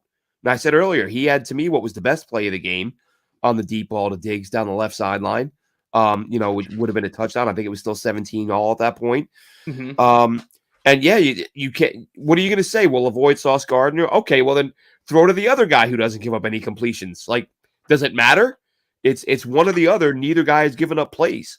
So Sauce has been. I was thinking about it earlier, and I thought to myself, if you look hard enough, you find examples of it with every team. But it feels like in this scenario, what the Texans did is usually what the Jets do. Like, the Jets usually pass on the guy who ends up being a stud, Yep. and they take the guy who isn't. Now, I don't know how good Singletary's been, to be honest, or Stingley. But I've read some up and down stuff on him. Like, some weeks he's been good, some weeks he's been bad. Yeah. That just tells me Sauce has been better. And maybe in the end they'll both be elite. I don't know. But I just know right now, if the Jets had an opportunity at Sauce and they didn't take him, and he was playing like this for somebody else, you'd just be thinking, geez, this is always us. We always take the wrong one, Not Right. this time. Not this time. And I think I mentioned this recently, but it's it's worth repeating to me because of how good Sauce Gardner was. When I said that if Sauce Gardner isn't a stud, just stop scouting. Yeah. Because if he's not it, nobody is. We know the draft is guesswork. We know there's no locks. We know there's no sure things. But you watch that guy and you're like, okay, if he doesn't pan out, then let's just stop spending all this money on scouting and use a mock draft simulator to pick our players, because you can't get it right anyway. So felt like he was a can't miss guy, and he's from day one, from snap one, he's been phenomenal. And that's actually something I meant to look at that. I'm going to look at that later. And someone just commented in the room there that Revis had a damn good rookie year. And to me, if memory serves, Revis became Revis in year 2 or 3. His first year and a half, he was good. He was not this good this quick. I don't believe that was the case. So I was going to look at their numbers, Revis through his first however many games. I meant to do that before the show. I think that'll be an interesting thing to look at, but he's been phenomenal. Yeah, just one last stat on Sauce. He's been targeted 46 times. He's allowed 20 completions, so a good bit under 50%. I believe it's 46%. 189 yards. And if you look at those on a game-to-game basis, the highest yards in a game that he allowed was 51 to the Cincinnati Bengals. I mean, the 42-yarder to Diggs, then you have I was going to say, did he not give up 10 yards the rest of that game? No, he let up one catch on 3 targets for 42 yards. Wow. He literally did. He said, "That's it. I got you. I'm locked in.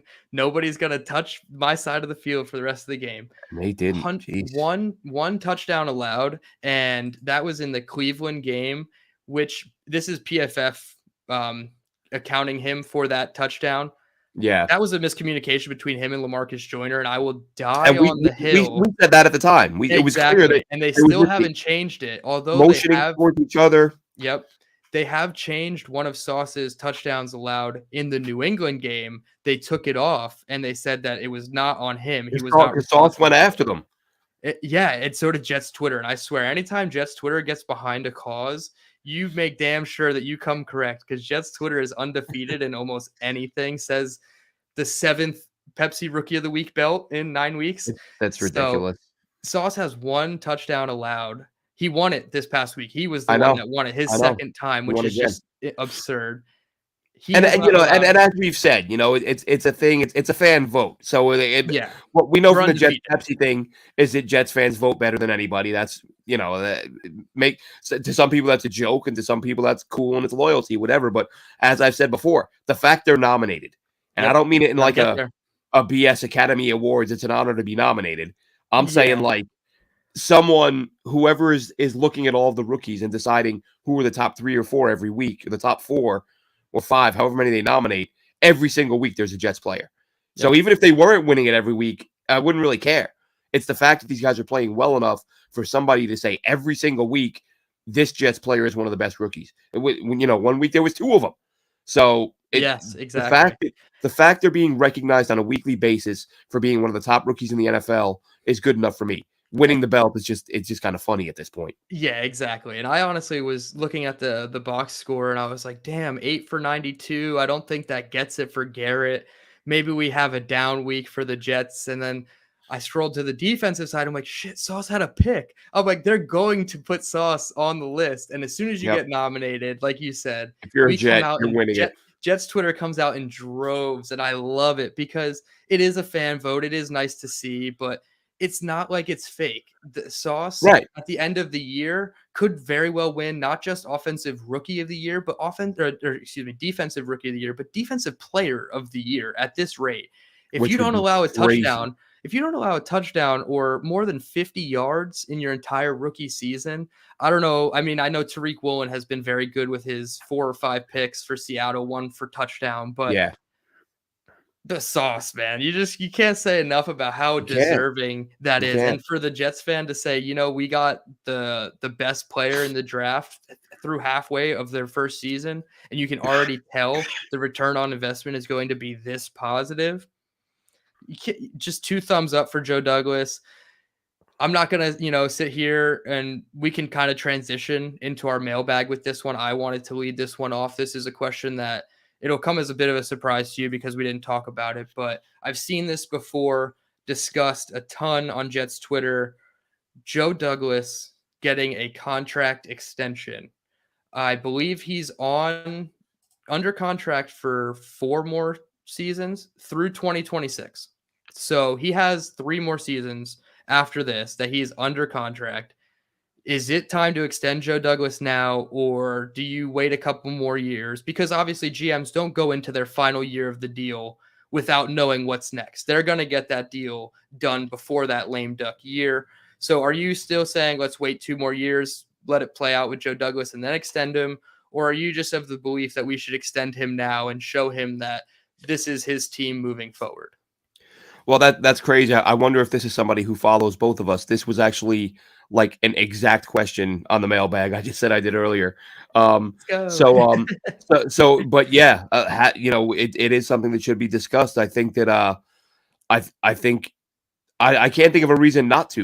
You Right. know, I mean, how many years of atrocious GMs have we had? What you know, I've talked about it, and I was guilty of it too. And you know, and I think I said it. You know, part of it is if you can't enjoy the offseason, if you can't be optimistic in the offseason when your team sucks, like what the hell is the point of being a Yeah. fan? Like you don't have to have 12 months of misery. Whether guys work out or not, you can have a few months of optimism. So I definitely every draft I was like rose-colored glasses, trying to think of a way in my head that these guys will work out, looking for any Mhm. positive nuggets from people who know more than I do. You know, I remember like Daniel Mhm. Jeremiah raving about the Ardarius Stewart pick. I'm like, all right, great. Here's a respected inside guy who Yeah, thinks this yeah. guy can play, so he must be at least decent, right? No, he sucked. You know, Trevon Wesco, you know, Brian Baldinger's raving about him and what an impact player he's going to be. And I mean, listen, you know, the problem is not problem, but the thing is when these guys get drafted, they got drafted. like you can go to their college games. You are going to find highlights. You're going to find plays where they look good. And that's, of course, what you're going to lean on because, you know, as I always say that, like, show me what the guy can do. Like, I'm not that interested in what he can't do because good coaches should be putting guys in position to do the things they're good at. So if I can find guys making plays, like, yeah, I'm gonna err on the side of optimism and hope these guys can play. But as we know, most of them couldn't. Joe Douglas, on the other hand, his picks can and have played very well. And I would absolutely, especially, I mean, A, he's done enough to earn it, as far as I'm concerned. And B, as far as the Johnson brothers go, I know nobody's interested in throwing money away, but you're billionaires. Like, you have thousands and thousands and thousands of millions of dollars. Yep. Like, you can afford, if you spend 20 of them on Joe Douglas and catastrophe strikes and he's on his way out the door in a couple of years, you'll manage. You'll get by. So why not, after this season, lock Joe Douglas up for, extend him for a couple more years? Yeah, I'm pretty much of the same belief that when you have something good, just lock it up. Like, I'm gonna butcher this quote, but it was something along the lines of, if you know something needs to be done now or eventually, just do it now, because eventually it's going to come time for Joe Douglas to get paid. And I think the more security you give him now of saying, hey, we're going to trust you, not just, for the remainder of your current contract, but extended years after that, Joe Douglas is going to feel more confident and able to do what he does best, and that's make trades, find those draft picks. I was just writing down a couple names as you were going there. Brandon Eccles, Michael Carter 1 and 2, Denzel Mims, Ashton Davis making big plays, special teams and on defense with the interceptions. He's hitting on these mid-round picks, so you can cherry pick all you want. Well, the Jets picking at 4, 10, 2, 14, all these high picks. Yeah, sure, anybody can hit on those picks, but it takes a damn good GM to hit on the 3rd, 4th, 5th round picks, and I think that's what Joe Douglas is also excelling at. And then you mentioned his trades. I mean, the James Robinson trade looks like a very good win for a 5th or 6th, whatever you're giving up. All his draft day trades have only worked out. I don't think there's a trade you can really point to that went sour for him. Obviously, Sam and Jamal were the biggest ones that really turned around this team. So yeah, I'm of the belief that you just gotta lock up a good thing when you have a good thing. Our next question, I believe this was one of our first questions that we got. John on Twitter asks, what on earth will be the starting offensive line in 2 weeks? So that's the Patriots rematch coming out of the bye, week 10. Truthfully, I don't think this is a hard question, only because I think 4 of your 5 offensive linemen are already in place. Dwayne Brown is going to be your left tackle moving forward, unless he just implodes or his shoulder gives out. Laken Tomlinson has been up and down, but mostly up. Connor McGovern has kind of been an unsung hero. You let me finish. Excuse me, my dog. Connor McGovern's been an unsung hero at center. Nate Herbig, the guy at right guard. So really, it just leaves your right tackle position. And to me, I know Cedric Ogbuehi has been the guy for the last two and a half weeks since Max Mitchell went down. But I think whoever gets back first, Max Mitchell or George Fant, is probably going to be your starter. But I could see a case where Max Mitchell, even if he's not healthy first, George Fant is. Max Mitchell becomes the right tackle when he's fully healthy. Do you see it a different way, or what is your offensive line combination for New England? I think it's as you just said, but I think if everyone's healthy, I think it's Fant. He's the veteran guy. He's done more. I think if he struggles, because he did have a hard time earlier this year, but we kind of chalked that up to injuries. Yep. If he comes back and he's supposedly healthy and he's still having a hard time, he may have a shorter leash because you've got someone to fall back on in Max Mitchell. But I think once things get back to normal in terms of him and Mitchell being healthy, I think Fant becomes the right tackle. And as you said, yeah, the other 4 spots are set. There's really not much reason to shuffle anyone else around. I apologize for coughing nonstop here. I think this is my second time with COVID. It's my first positive test, but Oh man. it's exactly the same symptoms when things kicked off. So I'm like feel like I'm gonna throw up. I'm coughing so hard, but sorry. Go ahead. All right. Last week it was me. This week it's you. It's fine. Glad there's a mute button on these streams. The second question, oh wow, comes from another John on Twitter. He said, "How bad is the loss of?" He said Solomon Thomas, but I'm assuming he means Sheldon Sheldon Rankins. And Rankins. and what is the fallout? And we've obviously touched on this before, and I wanted to save this deeper dive for the mailbag portion.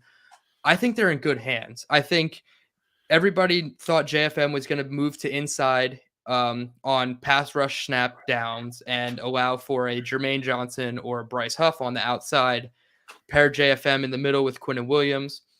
So I think that's obviously one of your options. Second, you mentioned it, Tanzel Smart or Jonathan Marshall. One of these guys is going to be promoted off the practice squad, at least in my opinion. You have 3 elevations of a practice squad member before you have to sign him to the 53. So with the bye week, you add 3 games. If you say you have Jonathan Marshall for 3 games and Sheldon Rankins still not back, then you can start elevating Tanzel Smart or vice versa. So I don't think they're in an immediate bind to go out and grab a defensive interior player. Something happened to Glenn, but I'm sure he'll be back any second. So you have the options on the defensive interior, and you also have Tanzel Smart that you can elevate with the combination that we saw in the preseason of Smart and Michael Clemens. Michael Clemens was used on the defensive interior quite a bit in the preseason, and I'm not going to say he was super successful, but in the fourth quarter of those preseason games where the Jets were coming back with Chris Streveler and having just amazing, comeback stories, so to speak, Michael Clemens and Tanzel Smart were generating a ton of pressure up the middle.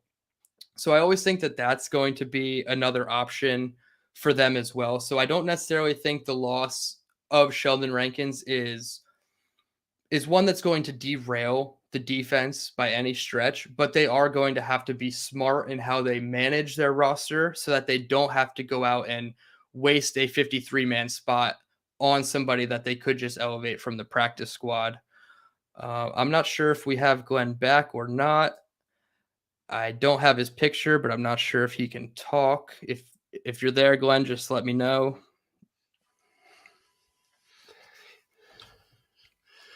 No, I still don't think we have Glenn. All right. I'm going to keep moving on with the mailbag while he fixes his issue. I believe it's just his camera.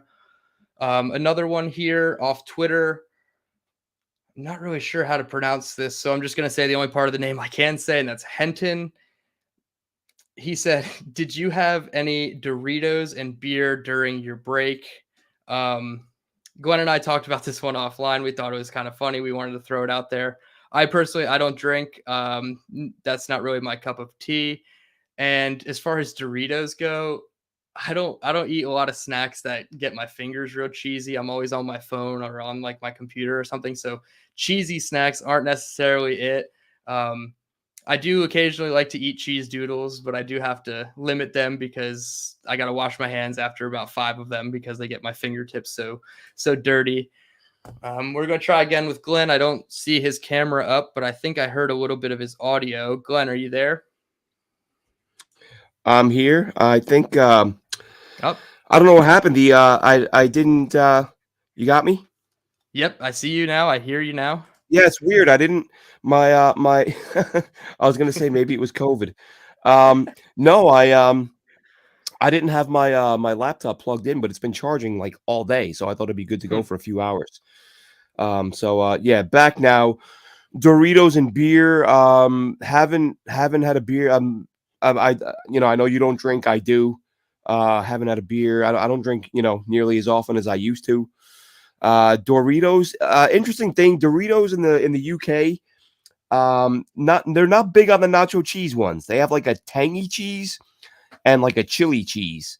Okay. I Yep. can I can still get on the Air Force Base locally here as a retiree where I can still get the real Doritos. Mm-hmm. But haven't had those in a while. They're one of those things I rarely have them, and when I do, I'm like, I should have these more often.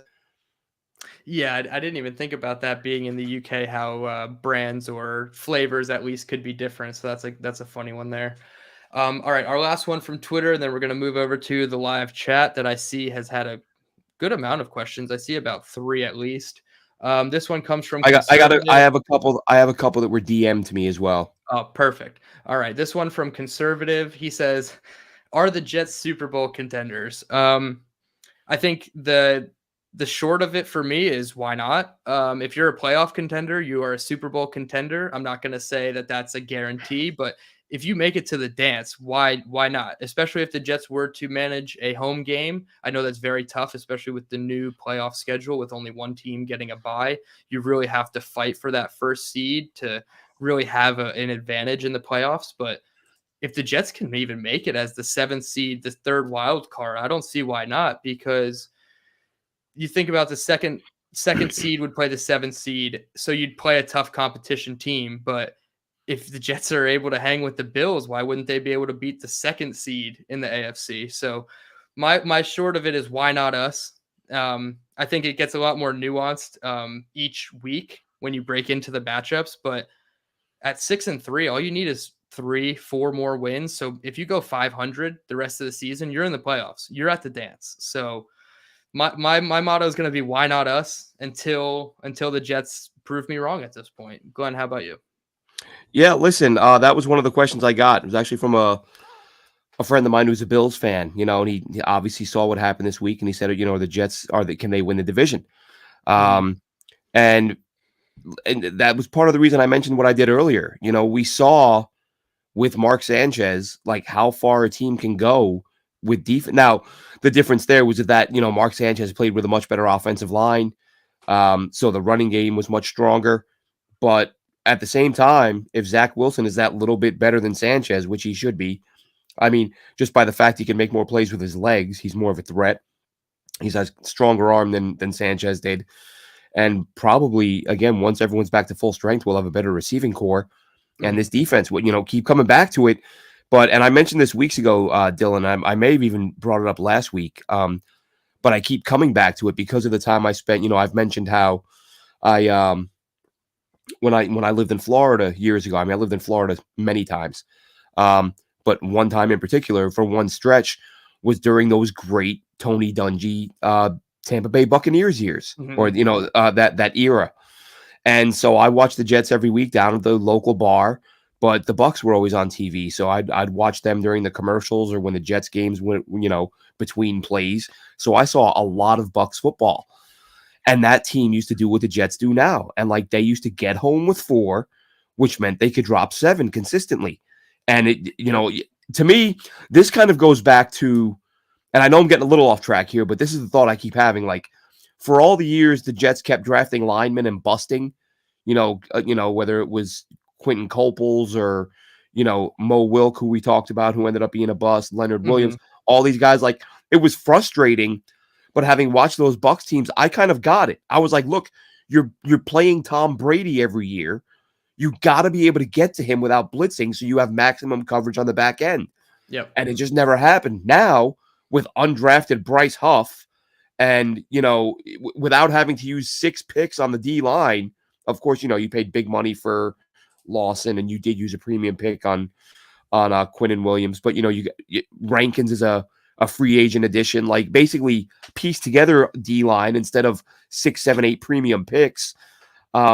If this D line can keep winning and the secondary can keep playing the way they are, you can beat anybody with that formula. Again, same as you. I'm not Yep. saying they're going to the Super Bowl or anything like that, or that they're definitely going to the playoffs, but they're certainly in position to make it. And once you make it, man, and especially again, you can shut down. You just held the best offense in the NFL, arguably the best offense in the NFL, to 17 points. So Yep.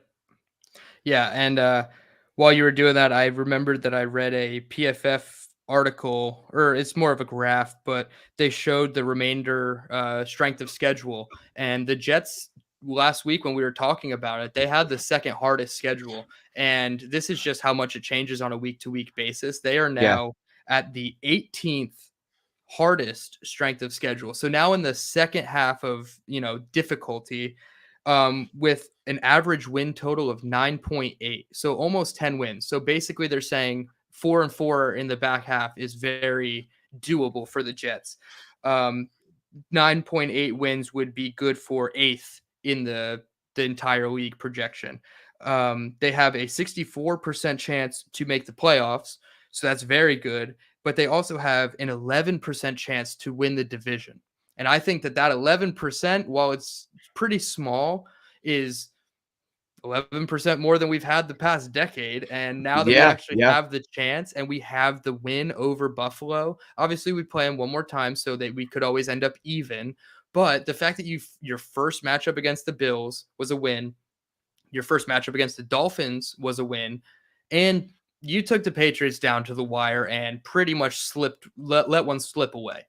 That's the winning formula of winning your division. That's the easiest route to the playoffs is win your division. So I think the Jets are well on their way to make the playoffs, compete for the AFC East title, the AFC title. So I'm excited. Why not us? I'm gonna pump it out into the world for the next 8 weeks. I'm gonna let And you that's go why with your GM. that's just yeah, just real quick. That's one of the big things with the strength of schedule situation is that it can change so dramatically because when Yep. I saw people talking about the Jets this insane strength of schedule, um, NFL season is short in terms of mathematically like percentages. Yes. Like before the Bills game, 25% of your remaining games were against the Bills. You know what I mean? You had 8 games left. 2 of them were against Yep. Buffalo. Well, Yep. not only did you win the one you play, and now you've only got them once. So like that's a huge swing. For sure. People I would see people say all the time like, why every year the Patriots win the division and they win the Super Bowl and the Jets have the hardest strength of schedule. I'm like, because the Jets play the Patriots twice and the Patriots play the Jets twice. So the Yep. Jets get the worst team twice and the Jets get the best team. That's why the strength of schedule is so skewed and it looks like this sort of, oh my God, it's so unfair. No, you're just so bad and the teams in your division are so good, you have to play them and they're going to bump your strength of schedule up. Yep. Um, do you want to go with the live listener comments or do you want to go with your DM comment questions first? Well, let's see. I already covered one of them. That was Okay. it sort of tied in because you had one person asked could they win the division or the Super Bowl, Yep. and one of the DMs I had. Oh, the one of them that I had was the Elijah Moore situation. What Yes. do we Yeah. see? Where do we see that going in the future? And I think for me personally, I think he sent out another really cryptic tweet the other day. I Mhm. meant to save it. I Starting think to it was worry. deleted since. Starting to worry. Like what's going on with this guy? I'm gonna try not to focus on that, but it's like, is his head really in this? Right. I'm just sticking to the football aspect. He's a talented guy. I think the goal is to get him reintegrated into the offense in the coming weeks. And as I said earlier, if you do, this offense can be lethal. But Yeah. is his head in the game? We're gonna find out. I'm not gonna speculate on his mentally if he's invested anymore. Of course. And all we can hope for is that this new role that they are trying him out in the slot, like Robert Saleh said, you can only hope that this pays dividends for not only him but Garrett Wilson. I think we saw Garrett Wilson thrive on the boundary, so now we can mix and match and do a lot of formation flexibility with how you use your wide receivers. And I was scrolling deep into the comments of an Elijah Moore tweet, and somebody mentioned that Mike LaFleur had trouble using Santana Moss in Washington as his slot receiver. I'm not going to say that that is true or not, but if that is a legitimate concern that he can't necessarily utilize his slot players to the best of their abilities, I think that's kind of a red flag for Mike LaFleur. But at the same time, Mike LaFleur does so much good stuff to this offense that if that's his only problem, that he can't, utilize a shorter, shiftier slot guy, but he can create and get guys open on the boundary. I'm okay with that. I think Elijah Moore, similar to how we talked about Jeremy Ruckert, the second half of the season is going to be a big focus on him and his usage, because at the end of the day, I'm personally scared that we're just gonna, smile through the rest of the season and say, I'm happy to be alive. Every day I wake up is a great day. And then as soon as the season's over, he's out and he's on a new team. That's my fear as a fan of him as a player. But yeah, you got to start wondering at what point is his head in it. I hope that an uptick in targets and your head's right back in it and you're ready to, put your best foot forward for the team, because his 27 snaps that he ran, probably about 16 orbit motions around Zach Wilson. I think that it's almost like subliminal, like, hey, the team doesn't revolve around you, but it revolves around Zach Wilson, and you're doing that on 17% of your plays. So it's kind of just a weird situation that I hope for both sides, the Jets and Elijah Moore, it gets fixed before he leaves and is a superstar for somebody else. Yeah, it's concerning. Like you just don't want to go down that road prematurely, but and I can't remember what it was. We've seen just a few tweets from him where it's I worry about where he's at, and I'll just leave it at that. Yeah, I think that's pretty much, it's a wait and see. And it's unfortunate that halfway through the season we're still in wait and see with one of our most skilled offensive players, but it's where we are. And with 6 wins already on the season, I feel like the less distraction talk that we have, the better. Let's just keep focusing on the wins, but that's where we are. And Elijah Moore is going to continue to be a distraction until otherwise. We can now move into the YouTube comments here. I've scrolled all the way back up to the top, so I'd get them in chronological order so we don't skip anybody. This one came from Frankie 5 minutes into the show. He said, would like your thoughts on how the Jets should plan to deal with the Patriots' hurry up offense that really seemed to get the best of them. What do you guys think? In terms of the Patriots, not necessarily in their hurry up offense per se, but just in general, Bill Belichick came out and was asked about Shaq Leonard, Darius Leonard, now Shaq Leonard, knowing the offensive plays before they are run and keying in on them and using his anticipation to blow up a lot of the Patriots plays. And when asked about it, Bill Belichick gave a long comment that included CJ Mosley doing the exact same thing the week prior. So I'm not necessarily concerned that the Jets can't stop the Patriots offense. Maybe their hurry up was giving them a bit of fits due to not being able to get your substitution off the field in time. I feel like that's why a lot of teams go hurry up, because your D line is at that time where it's ready to be substituted out. And they're like, all right, nope, we're going to just keep pressing them and hands on the hips, get them tired, so that when the backups come in, they now have to play a longer set of snaps to let the starters rest up, basically. So I think the Jets can handle the Patriots offense. I'm not really worried about the Patriots offense. We saw them limit them to 5 field goals with Nick Folk. So if that's what they're going to say is, hey, let's have Nick Folk beat us, I'm okay with that game plan. So Ramondre Stevenson, you're not going to be able to stop him completely, but as we've talked about, you can shut down the pass game for the Patriots and really, not load up the box, but focus more on Ramondre and Mac Jones in the backfield. So what were your thoughts about that? Yeah, I mean, my thoughts were just that the Jets are going to deal with the Patriots by being the better team. You can run hurry up all you want, but if you can't get open, you're not gonna sustain drives. Yep. That's not to say they won't move the ball a little bit and have some time of possession, but the Jets defense is good enough that I don't see the Pats being able to just consistently sustain long drives and wear the Jets down. They'll have a few drives, they'll score some points, but this isn't a Tom Brady led offense where they're gonna methodically, pick you apart and put up 45 points. And I know the Patriots will probably score 45 points since I said that, but yeah, right. And I mean, you look at the quality of their scores. It was 5 Nick Folk field goals and an offensive pass interference pick rub route that the Patriots love to run in the red zone, and that was all of their 22 points. So the Jets definitely had the formula in place to stop the Patriots offense. We actually had a second one from Frankie. He said, if you guys have time, of course we have the time. Do you think the ship has sailed on Mekhi Becton? If not, do you think he's going to stay a Jet, or is he going somewhere else?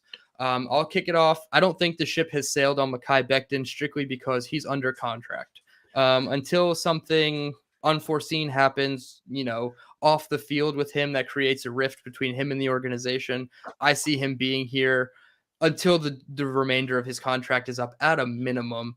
Joe Douglas talked about it at his trade deadline press conference that he should be healthy, completely healthy, 100% for OTAs. So that's obviously an encouraging sign for Mekhi. Get him back in here, get him healthy in the rotation of offensive linemen. We talked about Max Mitchell being worthy of competes for a right tackle starting spot.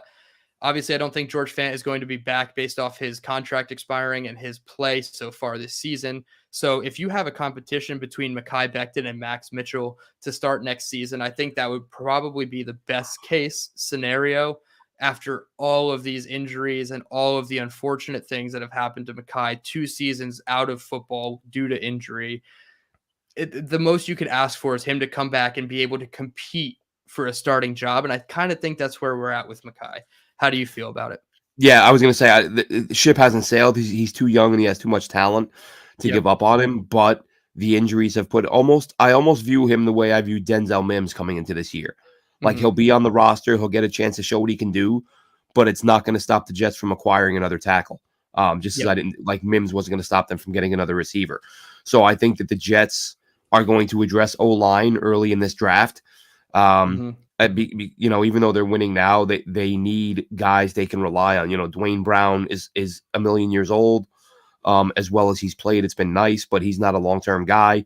Fant, as you said, is a free agent. Mitchell, as we said, has played admirably, but it's not like he's a guy you can look at and say, we know he's our starter. So he's sort of a fringe or a guy who can compete for a starting job. So really going into next year, your only real starter is going to be 40. No, he's 37, right? So Dwayne Brown will be 38, but he's 41 in tackle years. Becton ship hasn't sailed, but I expect them to add a tackle early in the draft. Yep. Oh, yeah, absolutely. And he had a follow-up. Do you think the backlash from the fans about being injured all the time is warranted? I'm going to say absolutely not. And quite frankly, I think it's bullshit.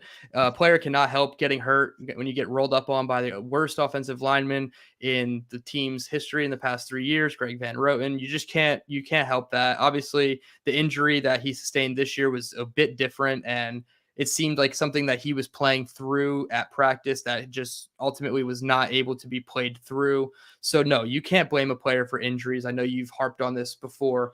If you draft a player with no injury history and he all of a sudden gets injured, that's not on him. It's not on the GM. It's just a case of bad injury luck. And I think that's basically where we're at with Mekhi. No other way to sugarcoat it. It's unfortunate you can't be on the field, but we know Mekhi is when he's on the field, what he can be. Yeah, I think a big part of that to me is not only is the injury not his fault. If you look back at who's the orthopedist, the online guys, David Chow, whoever the doc is who does guy. Yeah, he I know they miss sometimes, but they're probably about 95% accurate. When they say what they're seeing on film that and they do project. I don't know. This is something actually, Dylan, we didn't talk about enough. I think I mentioned it very briefly when it happened. They do like injury likelihood grades, like before the year starts. They talk about things guys could face moving forward. And they specifically pointed out, they said the surgery Mekhi Becton had can lead to bone or whatever floating around in that area that could lead to a recurring injury. And that's exactly the injury he suffered. So it's not only did Van Roten cost him that first year, the surgery he had was predicted that it could cost him more time. So really that one play has cost him 2 years. And I think anyone getting on Becton for that, I think it's terrible. I think he came into camp, in shape and, ready to play. Could he have still lost another 10, 12 pounds? Yeah, maybe. I'm not going to get into that. It's not, a lot of guys show up to camp needing to lose a few pounds. I think what hurts, and I'm not saying the Jets or Becton are wrong for this, but you get the online mobs that just want to attack everybody. The fact that no one really knows his weight, it leaves people room to say, I bet he weighs 390 pounds. Well, you don't know he does. But since you don't know he doesn't, it's just a he said, she said, and people Yeah. aren't going to get off there what they feel he weighs. Yeah, You like know, when the despite the fact, dietitian said he was under 400 pounds, yeah, I mean, everybody assumed that that was about 399 when that was about the dumbest thing you could have said publicly. Oh, Like of I saw course. that and I'm like, really? This is the defense? Like he doesn't good news, guys, he doesn't weigh 400. I mean, Jesus, you know, like that does leave room. I saw that and I was like, Jesus, he might be 370. Like if he's not at a Yeah. number that you're willing to say publicly, that's a little scary. Yeah, and I'm not So going that to I'm not going to assume the number that they want any of their offensive right, linemen with weight issues at, but I would right. assume that it's close to 365. So, yeah, if you say he's under 400 and he's 395, you're still 30 pounds over what they want you to be. So, yeah, they would have came out and said, "Oh, Makai's at the weight we want him to be. He looks Right. great." And that would have And been it. when he shows up and the team is like, we're not going to tell you what he weighs, and he says, I'm not going to tell you what I weigh. That's people are going to say, Not a well, then good look. that's because you're 390 and you don't want to tell us. Exactly. Yep. So that part I can understand was warranted, but the getting on him on Twitter when like this man has a life, he has a family, he was expecting a child for most of the offseason, and the last thing he wants to deal with is this petty Twitter nonsense from trolls saying that he's a big bust. And I'm very glad that he's able to, embrace it and, market off of it to a degree with his t-shirts, his big bust t-shirts. But at the end of the day, like you gotta play, and it's And unfortunate.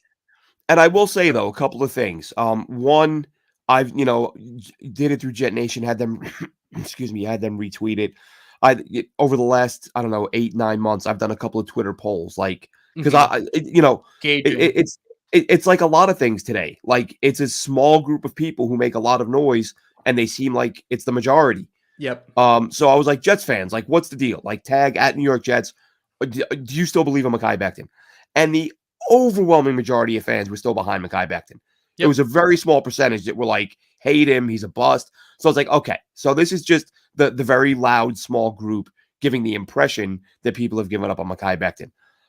I get Becton's frustration, but at the same, like, there was one exchange he had this offseason with Rich Cimini where he was clearly very agitated with Cimini. And Yeah. I thought Becton was a little bit off base because there was one question Cimini asked.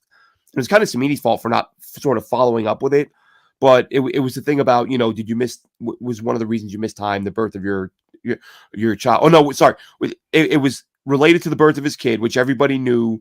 He stayed out of OTAs, minicamp, whatever, because he just had a kid. Cimini asked, were there any other reasons, besides having the kid?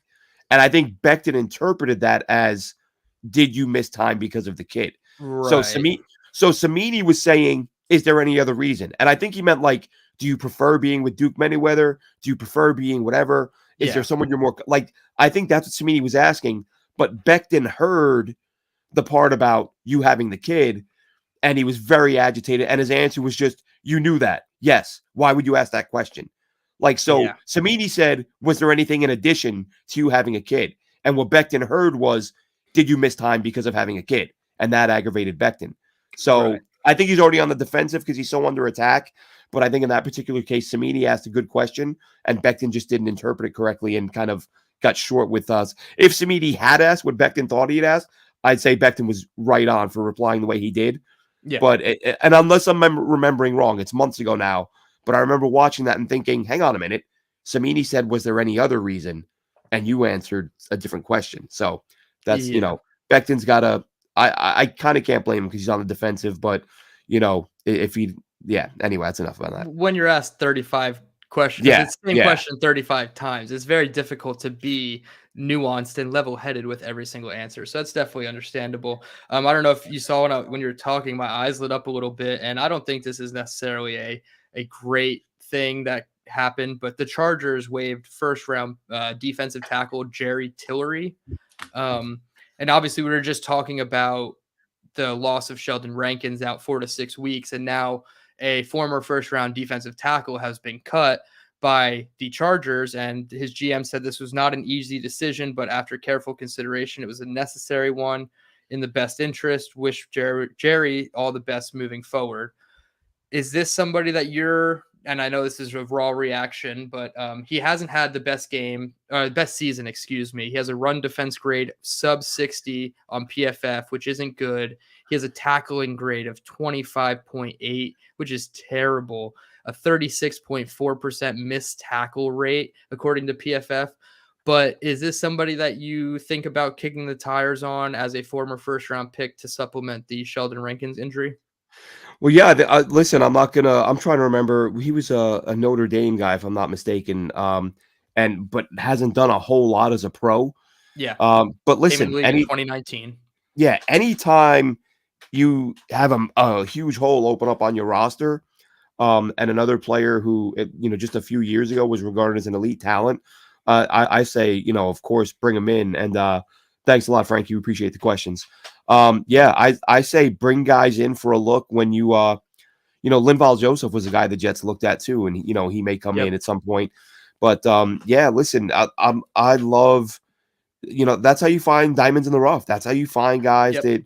that, whether it's an undrafted free agent. Listen, we talked about Nate Herbig earlier. I said this to someone the other day. I couldn't believe when the Eagles released him. I'm like, you couldn't get a day 3 pick for him? Right. Like, Yep. this is a guy who started and played well. Like, every now and then, like, as much as we talk about the NFL and we love the NFL and we think we understand the NFL, you see little things that you just go, how does that happen?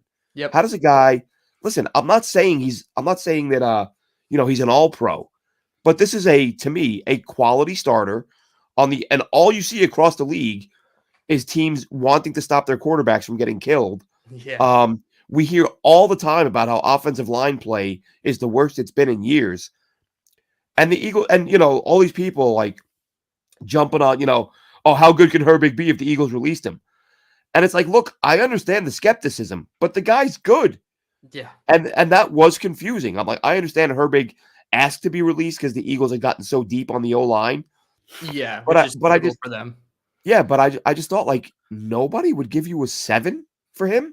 He's Yep. a starting lineman, and now the Jets got a starting lineman for free. It's crazy. Yeah. Yeah. And I hope that if they do decide to go down this route, Tillery was the 28th overall pick in the 2019 draft, like you said, from Notre Dame. I think that maybe it's worth bringing him in for a visit at a bare minimum because Sheldon Rankins was a very good pass rushing interior defensive lineman for you. And while his pass rush grade is only a 66.8, I will go back and watch his game against Houston because he posted a 92 pass rush grade in that game. So to have an elite grade at a pass rush position, former first round pick, I think it's worth at least kicking the tires on. But I understand if they have other options in house that they want to choose to explore, like Smart, Marshall, or Franklin Myers or Clemens in the interior. So I get it. I get it on that one. Our last question here that I see in the chat comes from Kev. Do you know if the same ref crew that refed last Pats game will ref our next Pats game? They don't release that information that far in advance. They released the Week 10 officiating schedule, and it looks like the referee for that game, it was Sean Smith. I believe he's a pretty tenured referee in this league, 9 years, if I'm not mistaken. He's reffing the Chargers 49ers game this weekend at 4:25. So that's a game that I'm going to watch just to see how he ref that game because the officiating in the Pats game was atrocious. And I thought there was a lot of no calls, a lot of calls that were BS, namely the JFM roughing. So yeah, I will watch to see how he officiates going forward, but they don't release that information this early. I will say, as long as it's not Clete Blakeman as our referee, I'm okay with it. Clete Blakeman's probably one of the worst referees I've ever seen. Last year, the first 9 games that Clete Blakeman, refereed, 0 for 9, the under hit. every single game. Really? That's a bad look. Warren Sharp had an article about each referee and like key stats, and Clete Blakeman was just atrocious on the over under 9 straight. And then he had a primetime game and he actually let the not let, but the over hit, and it was barely. And there was some questionable calls that almost made it not hit the over. So Clete Blakeman's the only referee that I truly worry about in this league. But that's on the Jets. The Jets it's ultimately on them to win the game. Don't let the refs, play a factor in this. And if the And you're game the is better not team. You're the better team. exactly, that's the hardest part. Is they're the better Don't team, shoot and yourself in the foot. somebody said they fell into the Belichick vortex, and that's kind of what happened. They just kind of spiraled out of control of their own doing, and Bill Belichick's just like evil laughing on the I've sidelines, like I I've don't even said have for to do years, man. anything. My team It's like sucks, and teams used to line up against those Belichick, Brady, Pats teams and just forget how to play football. yeah, I mean, you'd see the and Zach dumbest. kind of did. Yeah, yeah, he did. The worst example I always say, remember that game against the Colts when the Colts came out for that fake punt or whatever it was, and they had like 2 blockers? And like Yeah, I know, I've said it before. That's legitimately the one game I looked at and I'm like, you have to fire that coach after the game. Like, you have to call him up to your office and say, you just punted with like a snapper and a guard. And even the Patriots defenders are looking at each other like, what's going on right now? And of course they blocked it. Like, nobody's blocking. It was insane, but that these are the people would do things like that against the Patriots. It was ridiculous. so he wasn't the actual special teams coach, but he was the assistant special teams coach at the time. Brett Boyer was on that team. Yeah. He was on that coaching staff that advised to go out in that And two-man offensive line formation and call hike and with your gunner. I forget what the explanation was. Like the center, somebody, one of the center or someone like had like a death in the family and wasn't at practice the day it was Oh, no. installed. Like someone important wasn't at practice the day it was installed and Yeah, apparently never got the message, but it was still idiotic. It was of still like, course. You don't yeah.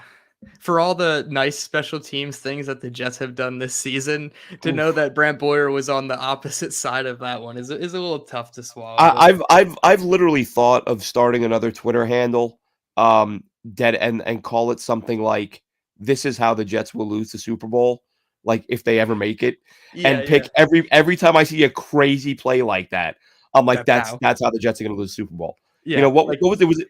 There was a play a few weeks ago that went viral from a few years ago where a team had like third and whatever, and the snap got fumbled, and they kept trying to pick it up, and it just kept getting kicked back further and further. And it was literally like 3rd and 76 or so, or 4th and yes, 76, yes, yep. like 4th and goal from like the opposite From the 10. opposite 10, And I'm yeah, like, that was a college game, and yep. that was I'm like, that's another one for this is how the Jets are going to lose the Super Bowl, like Just picture a like bunch of something like linemen that. Yeah, so scooping down and kicking the ball away from yep, them as they're doing it, one yep. after the other. Whenever I see a play where you're like, you'll never see that again in your life, I'm like, that's how the Jets. I think I sent you one last year. There was a quarterback who it was a college game. He got a rushing touchdown from inside the 5. But they did like a weird fake, like he tried to disguise himself or hide himself, and they went to the replay to review the score. And when he went to fake, he accidentally let his knee touch the ground, so he was down. No one touched him. He was like ducking down to be like little cutesy, and then he got up Yeah, and ran the touchdown. in And then college, you're they down. reviewed it, and they're Yeah. like, "Nope, he's." And I was like, "That's how the Jets will lose." Of course, again, NFL, so it Yeah. wouldn't be. But I'm like, "That's how the Jets will lose the Super Bowl." That'd Like, be a great account every day, just finding the worst bizarre football plays. But yeah, it's actually funny because up until this year, those excuses worked, and now all of a sudden it's like in spite of all of these mishaps in the game, like the Zach Wilson strip sack after an egregious 15-minute sky cam delay.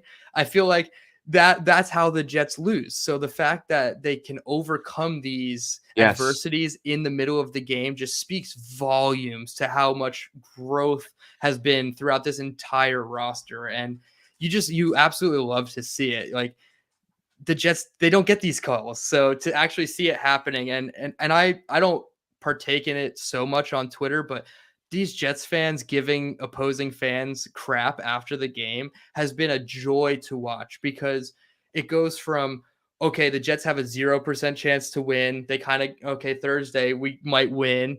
And then they upset the win. And it's like, oh, okay, now let's go minimize the Jets' loss. And, well, Yep. you played a third string quarterback and Right. Aaron Rodgers isn't the MVP. And, well, Right. bullshit. We just beat the most complete team, the best Well, team in the NFL. We held them listen, to 17 points. People are already saying, well, Josh Allen didn't have his best game. Well, no did you? shit, because the Jets defense stopped him. Yeah, It's that easy. even Josh Allen said like, "Oh, I played like shit." Yeah, there's a Yep, reason why, Josh. There's a exactly. reason why you didn't play well today Saleh because you played a said great defense. Saleh And said our goal is to make the good teams look normal and embarrass the bad teams.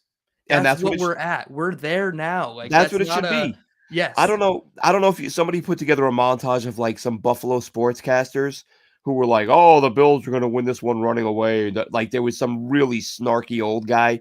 Well, Yeah. listen, I'm a snarky old guy, but he's like, "Oh, just talking about how it's going to be an easy win."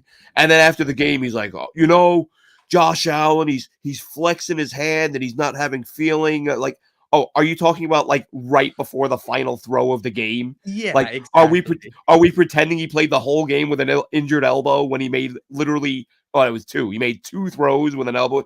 He's like, Josh Allen's not right. He's clearly hurt. You could see Yep. him flexing his hand and trying to get feeling in his fingers. Oh, yeah, for 2 plays. Like, Yep, because two. the third down play by Bryce Huff, and Exactly. you had a fourth Exactly. down throw, and you uncorked a 70-yard pass with the Exactly. adrenaline off your elbow. So spare me that. There was Yeah. actually a clip of Josh Allen after the sauce pick, and he kind of channeled his inner Odell Beckham Jr., and he hit his helmet up against the kicking net on the Yeah, I sideline. saw that. And Yeah. I'm like, you know So, what? If you wanna complain about all that losing feeling in his head, well, don't hit the kicking net then, yeah. silly. Like, Yeah. come on. It And was, so I'm just look, tired of it, the it has been. minimizing. I think the Jets have done enough now. You won't see as much of it, but I Yes. said after after the second or third the Browns one when I said on here like Browns fans are talking about losing to the Jets like they're not the Browns. Oh, Like, that oh, guy in the car ranting about I the can't Jets believe was we lost great. to the Jets. Mhm. Like, who? You're the Browns. Like, you Yeah. never beat. Stop. But every who was it? What was his name that said what was it? Jesus. The Fitzpatrick, Minka Fitzpatrick. Oh, it hurts when you lose to a team you know you're better than. Really? Like, can we get a weekly update on how much better you think you are than the Jets right now? Yeah, I It's don't think the Steelers are better or were better at the time than the Jets. no. I think again, I think they've sort of just expected the Jets to be the Jets, and now, like I think in beating the Bills team, people are gonna be like, oh damn. There's Yeah. a guy, Greg Rainoff, saying how much he's enjoying the season. Greg's a great guy. Yep. Van Halen biographer. Check out his books. Ted Templeman, Van Halen, both really good books. Great guy, great Jets fan. Thanks for checking us out, Greg. We appreciate that. Hell yeah. Well, I think that's gonna do it. I know we said we are gonna go for about 90 minutes, and we're sitting here at the 2 hour and 17-minute mark Yeah, of the show. we went Definitely our 137. definitely our longest show of the season. And the funniest part is we did not talk a lick of draft. I mentioned it to you as in the private chat here. We're just gonna go full bore on draft talk next week because we won't have a game recap, obviously, with the bye. So we're just gonna go full bore on draft. Glenn's gonna give multiple guys per position. I'm gonna give multiple guys per position. Just really give everybody a rundown of at least 20 names of prospects that we haven't discussed before. I'm putting together a spreadsheet of any name that Glenn and I have talked about at length on the pod, so we know we're not doubling up. And Glenn's provided tons of good clips that I'm going to save to my computer, and we're going to run them up as we're talking about them. So next week's going to be a full deep dive into draft. I'm not firing up any mock draft simulators, like I said, but it's time to start talking about these prospects because in 2 weeks, their season's going to be over around Thanksgiving. Then they'll have 3 or 4 weeks off before bowl season. So it's going to be, it's going to come up quick. And the end of the football season kind of ramps it up, but the end of the college football season is always fun to see the declarees and the attendees to the Senior Bowl, Shrine Bowls, which are already coming out. Senior Bowl has been announcing them as we've been live on the show, so I have to keep up with those. But any final thoughts on this show? I know it was a loaded one. It was, and I know we're not gonna go in deep on the draft, but I do want to throw a name out there because he's a guy I like who just came back from injury. Okay. I was wondering why I hadn't heard his name much, so I looked him up the other day, and apparently, unless I read it wrong, last week was his first week back. Amari Gaynor, Florida State linebacker, who they've apparently been looking at edge a little bit.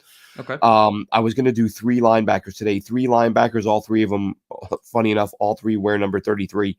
But we'll cover them next week. But Amari Gaynor is one of them.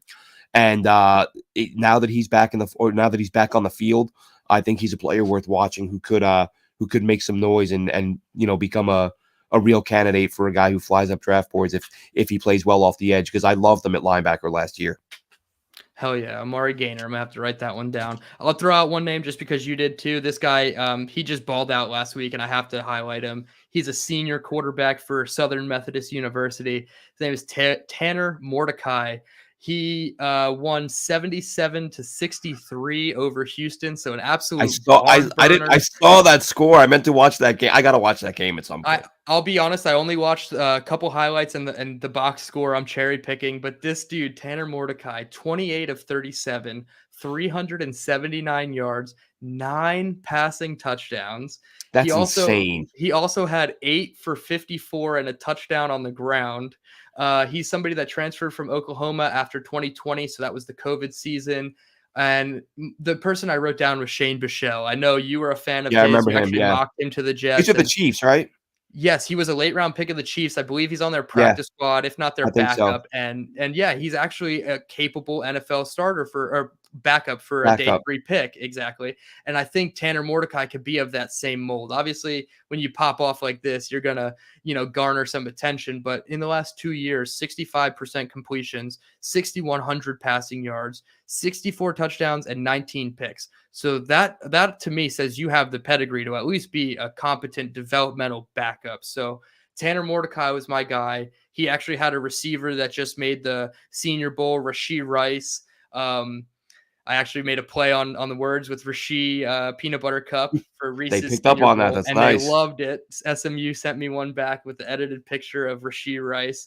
So I thought that was great. I'll highlight him next week, but had to get Mordecai on here after you contribute to 70 points for your offense, you're going to get talked about. So Mordecai was my guy. And all right, that's going to do it. Obviously, there's no game for the Jets. It's a bye week. One last quote I will leave for you from Robert Saleh, who Quinnen Williams mentioned it in the press conference, that Saleh's message to the team entering the off week was, the bye week is for your body, not your mind. So I think that just goes to show the mentality of this team. They're not taking it as let's go to Cabo and hurt our hand on a sightseeing ATV expedition. Sorry, Xavier McKinney. That's really unfortunate, but I really hope that's not the case for these Jets players. I hope they all come back safe and healthy on Tuesday or Wednesday, whenever they come back to practice. And let's go. We gotta get this rematch against the Pats. I know that the players are licking their chops. Fans, I'm sure, are licking their chops to get back at it. It's in New England, so it's going to add another element of difficulty. But this is a challenge that the team is ready for. We just beat the damn Bills, so I don't think there's anybody that should say the Jets should be underdogs. Maybe even a road favorite, if not a pick 'em in this game, at least, is what I'm hoping for. So we'll leave it at that for now. For Glenn Naughton, you can follow him on Twitter at AceFan23. Follow his new draft account at Jets Picks. That's gaining a lot of speed. He's putting out a lot of great clips of prospects. And then you can follow me at Twitter on Twitter at DTereman. And until next week, let's go Jets.